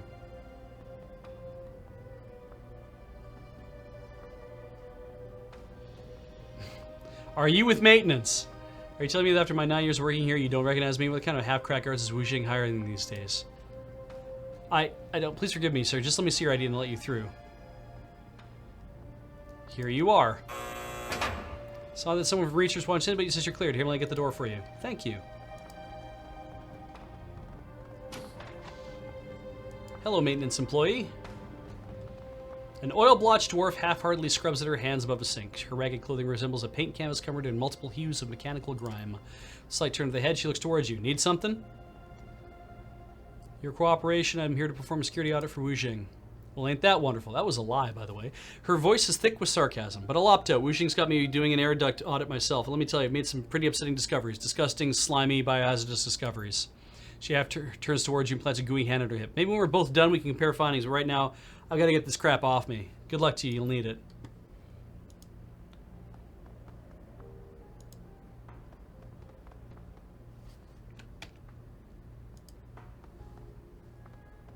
Assortment of items, but you find a badge that belongs to a maintenance worker.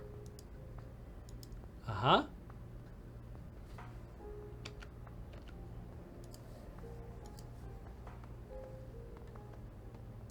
You're busy. I got it. There's nothing else in this room, eh? No, we've done everything. Okay.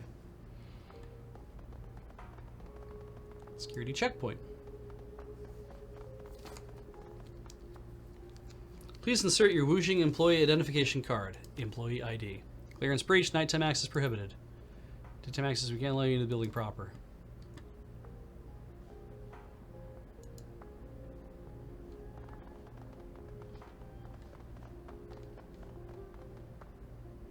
Use security override to gain administrative access. Ah, look at mid. Alter existing credential clearance. Now able to alter the existing information clearance level of the Wuxing employee ID. Let's use my spoofed ID. And while we're at it, should I do it to the real guy's thing as well?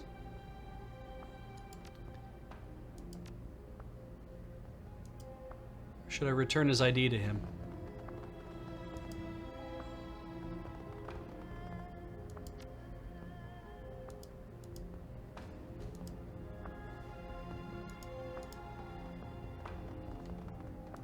So now I use my spoofed ID.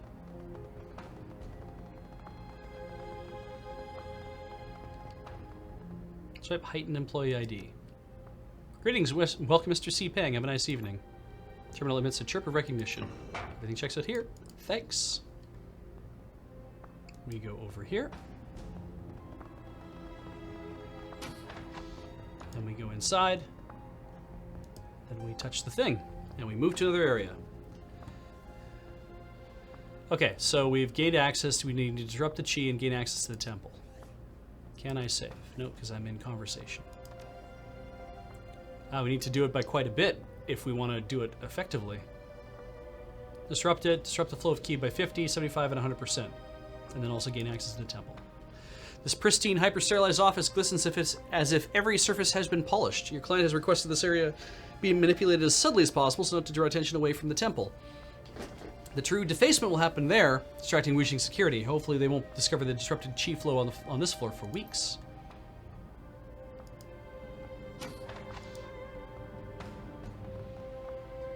This appears to be another way out. There's the chi point. Anybody on this floor?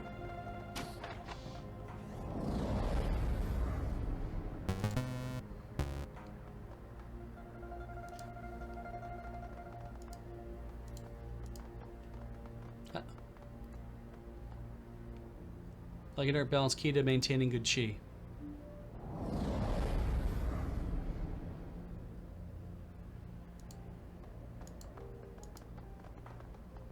I can't get in over here.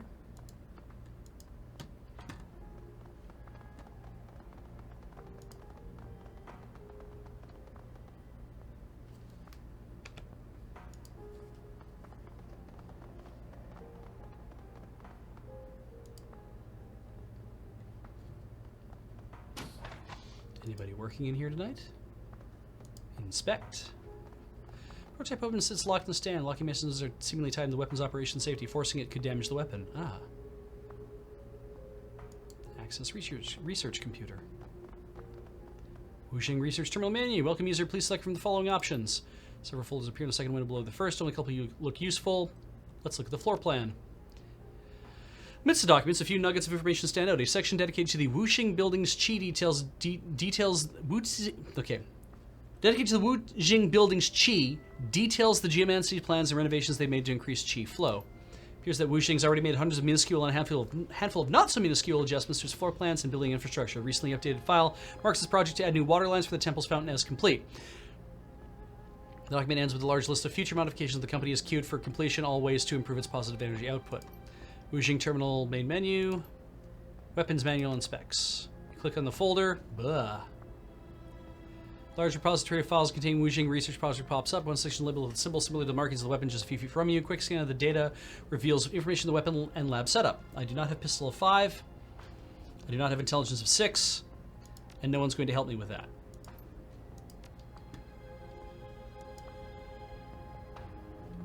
So unless I really want an experimental pistol, I'm not going to worry about that.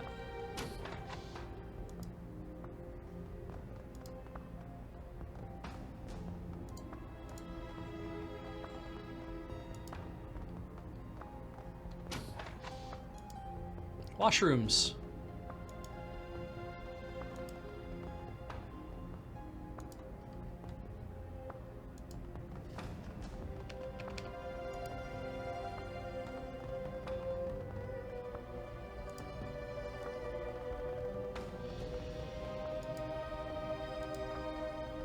Ah, they found a chi point.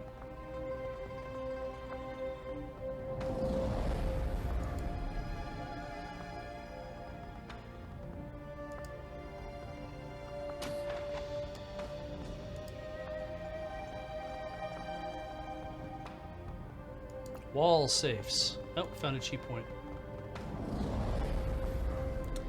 Oh, a rack of safe boxes rests against the wall. Crack the code. Box pops open, revealing a few cred sticks. 150. Is it just that much?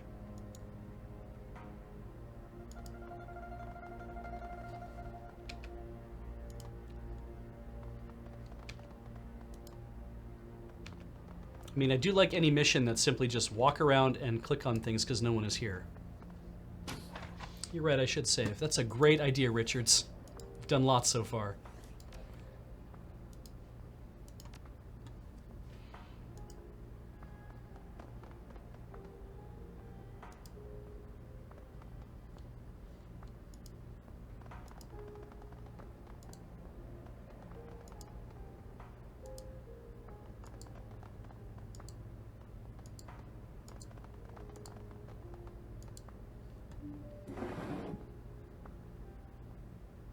It's not terribly subtle, but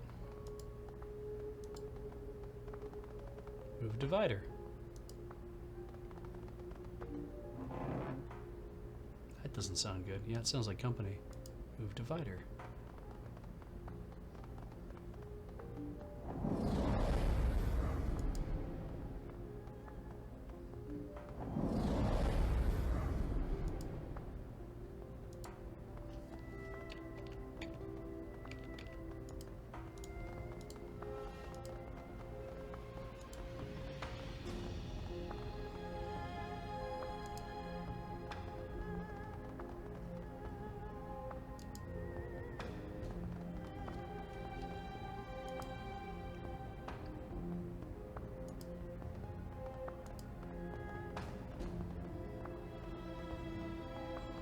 see bound water spirits.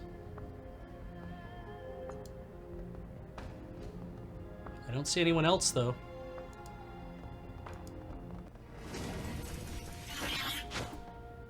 Wow.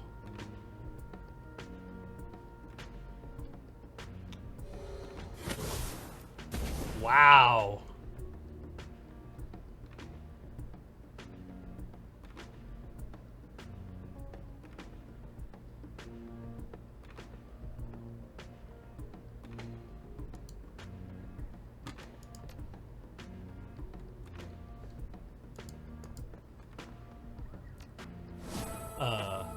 What? Oh. Ah. Well, it wasn't my intention, but here now we're doing this.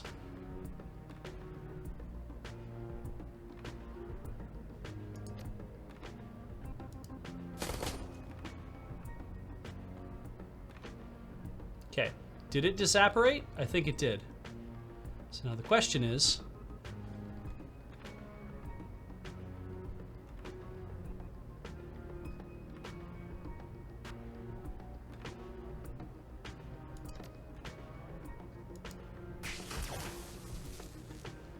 and then we turn on control mode. And he gets 3. And we do this. Are you in Overwatch? What the hell? How come you can run away like that?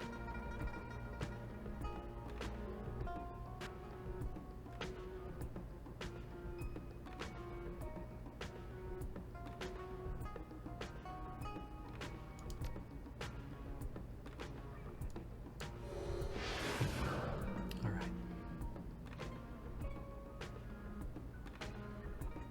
Do I just post up in here and wait for them to come in?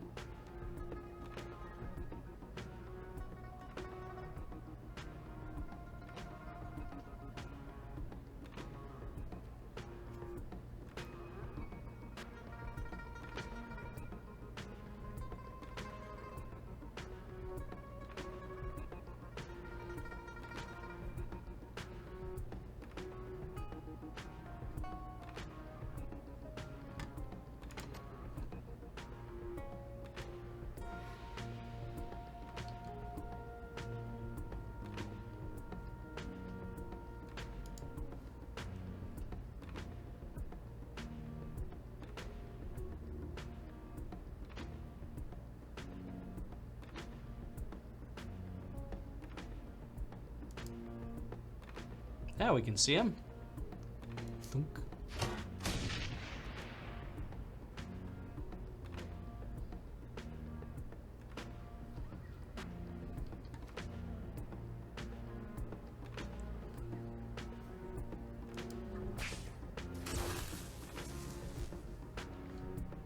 I want to use him.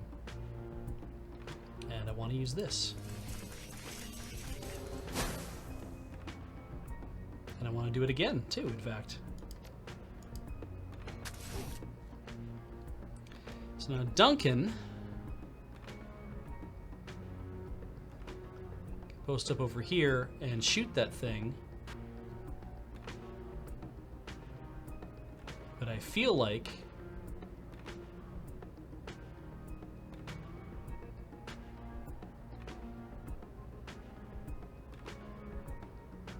because those things are shooting us, so I feel like I'm better off to try to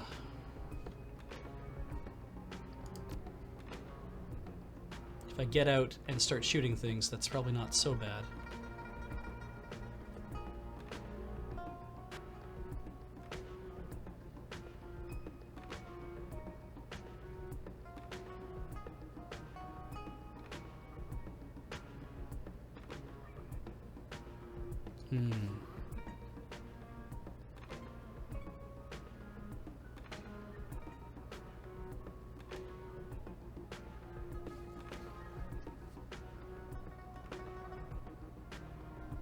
He has 3. So I can get out here and still do one of these other shots if I want to. Or I can get here and I can do one of these other shots if I want to. I feel like I'd be better off if I'm guarded from this angle, or if it's just better for me to just be in here behind some cover and wait for these things to come hunt us. Like, that's not cover, obviously. So I guess I could just set up Overwatch. But at the same time, I have 3 of these things I can do. I could post up and I could throw a grenade too. But they're not, it'd be better if they were all clustered around. I'd probably be better off trying to get into a position where I could kill this thing.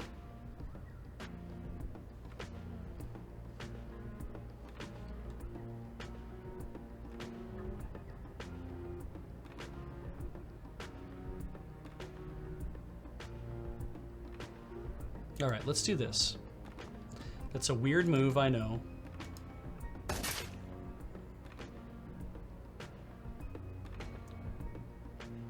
There we go. Wow. Weirdos. That seems like a buff. Oh yeah, mana charge 1. All right. So I feel like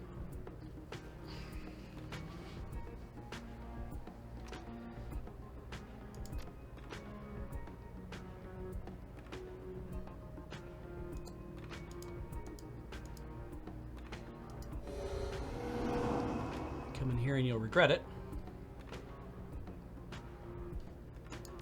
Isabel has eyes and a grenade.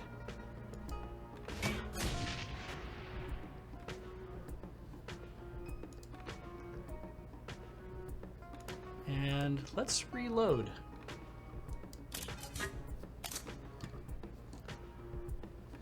And nobody else has taken any serious damage yet.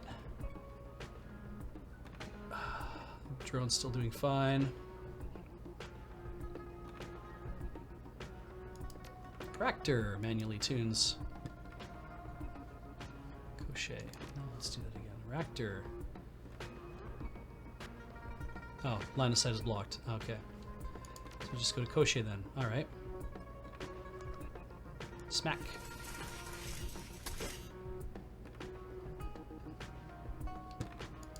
Can he see him now?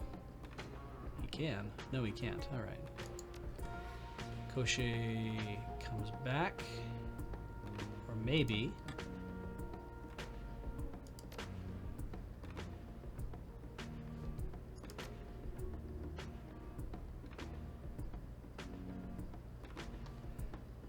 Takes that shot. Oh, misses. Beej in the meantime.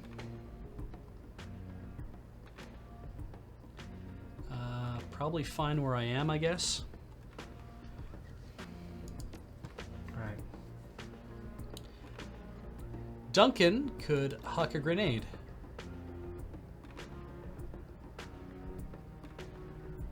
Or could take the shots.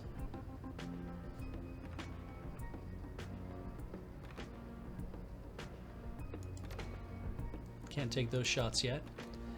So maybe we do this.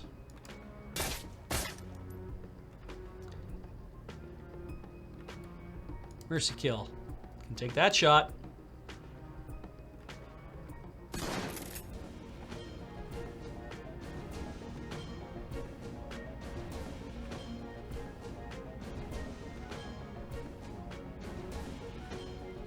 All right, I think we end this. Ugh.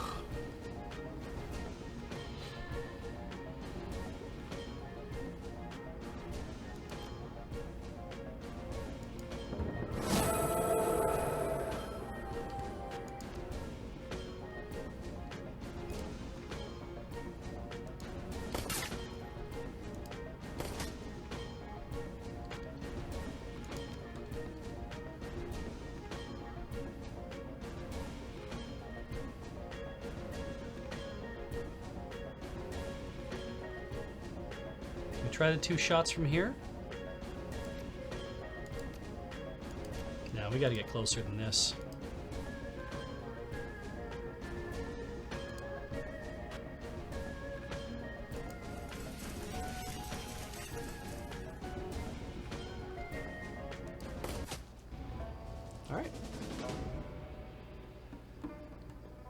let us drop another save.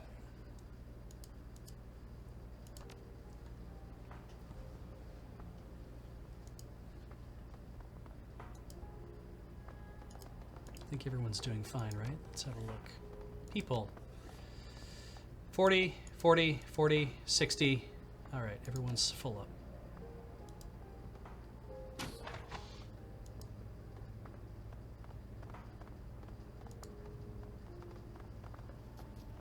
Power junction.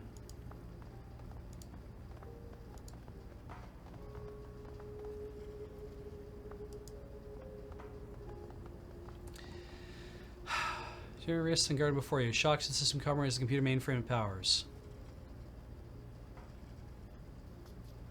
I don't think I want to do that yet.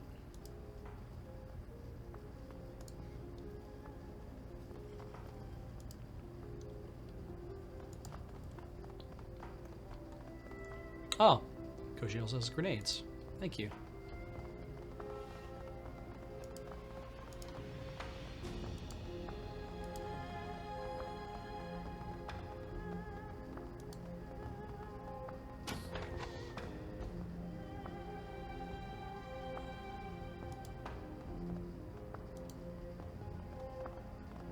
Read. 8484. Okay. Oh, cheat point found. I got a temple access card, and I found a cheat point. I feel like I only seem to be able to see these things if I walk close to them. Like I have to explore the entire grounds.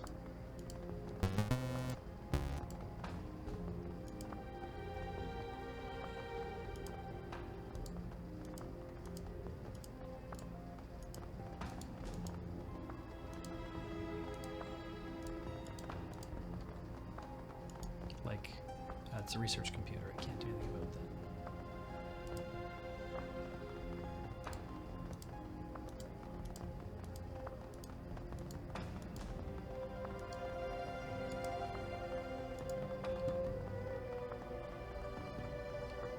Energy here is still largely imbalanced. More damage can be done. Unless the key disruption reaches fairly high levels, you won't get paid.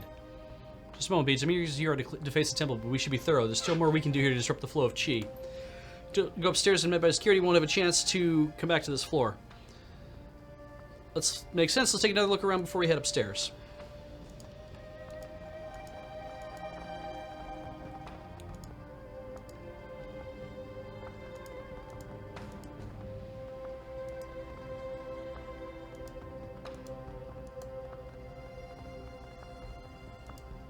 All right, I guess it's just the code.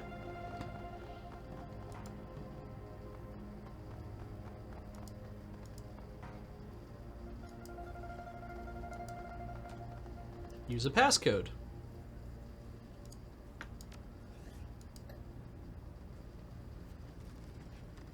Eight 484.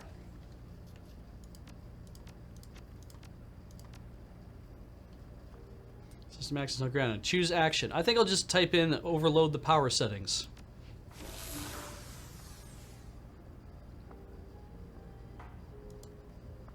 I still haven't done 50 though.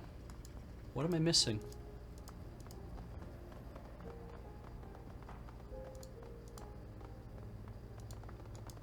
Who's gonna come out of nowhere to fight me?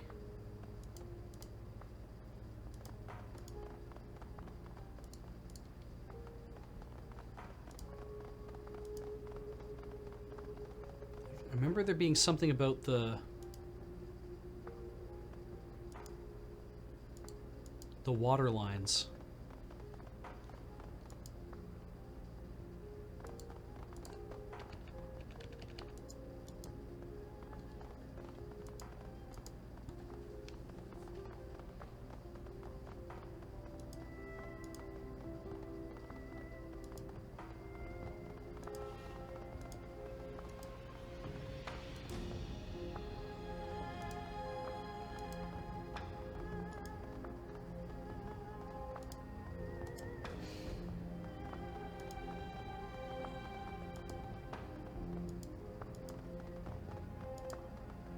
Did I need to have 2 shamans on this run, I wonder, in order to actually do it properly? I don't see why.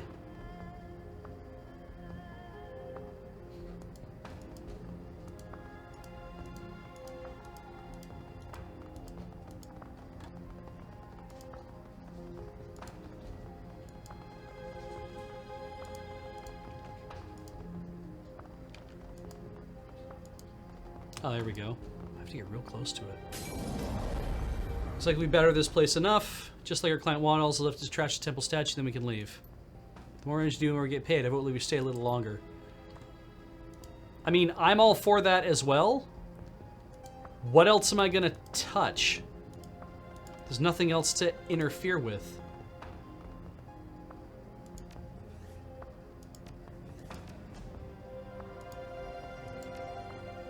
And it's 10 after 11, too.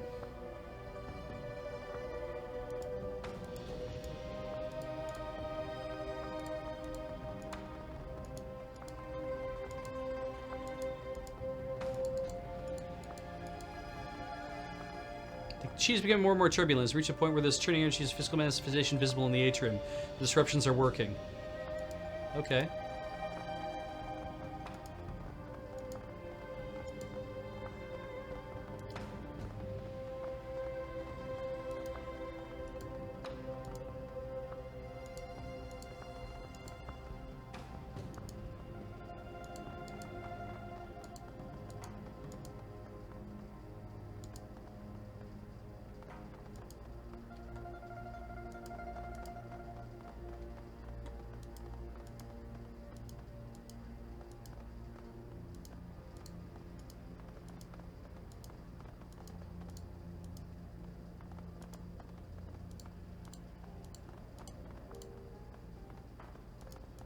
Jeez.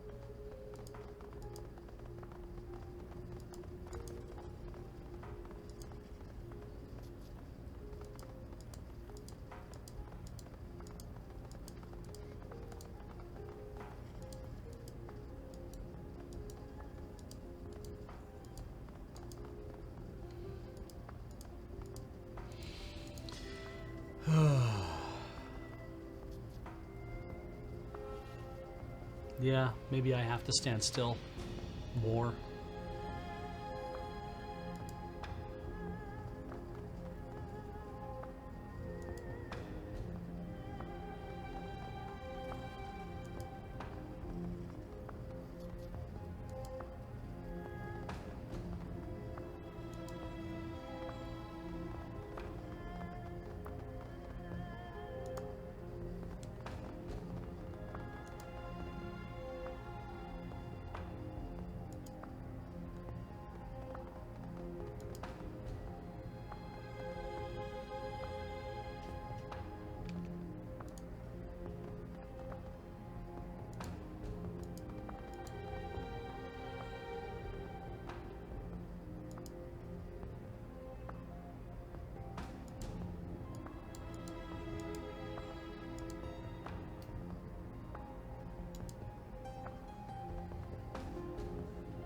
Oh. Octavia, do you know that? Or have you played the game before? You know this? Or are you making a supposition? I'm curious to know.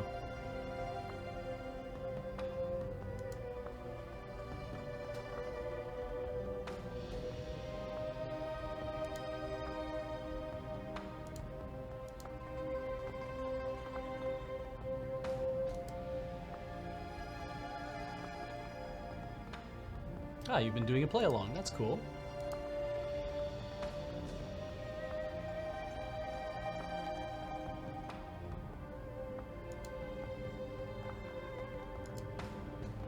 Well, if you did get 100%, then I'm willing to trust you.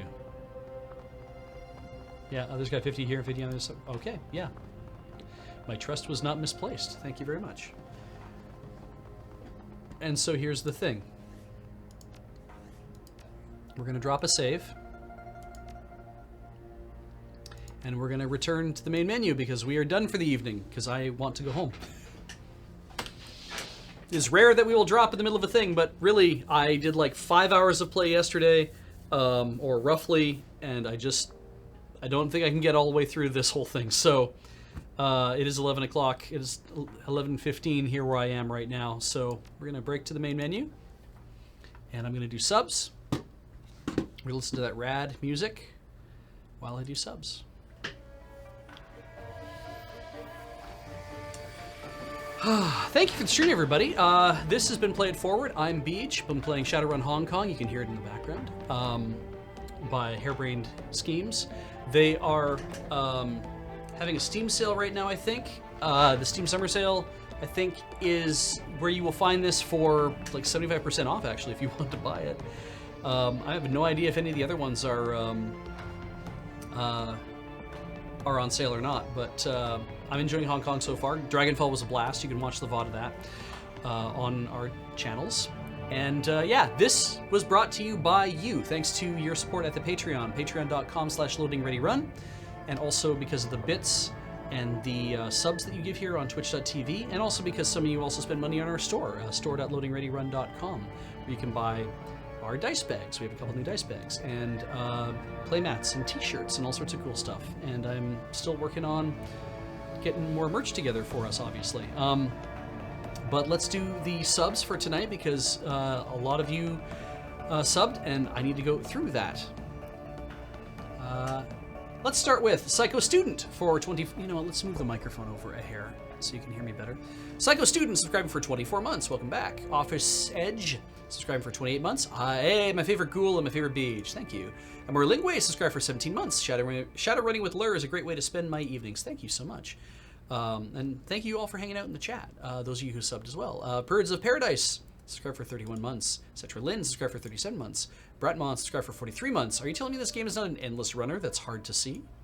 It is not. The UFO guy subscribed for 25 months. It's a perfect square. This run has given me the motivation to finally get around to playing and finishing Dragonfall. It was a great game, and I look forward to giving Hong Kong a go too. Thanks, UFO guy. I'm glad you consider this motivation. Public Goat subscribing for 9 months. Got that sub, baby. Thanks Too Much subscribed for 55 months. Wasn't expecting a Lur stream this late, but it means I get to do this. Yeah, thank you very much. Insane42 subscribed for 10 months, saying, "Hi, Beach, how are you?" I am good, thank you, Insane. I am good. I get to go home soon, and maybe I'll have a little bit of extra food. We'll see. Hondor67 subscribed for 55 months. Welcome back. And Echo Tech Knight subscribed for 34 months. That was 11 minutes ago, and I hope you guys are still all around. But it was nice to have you all here. I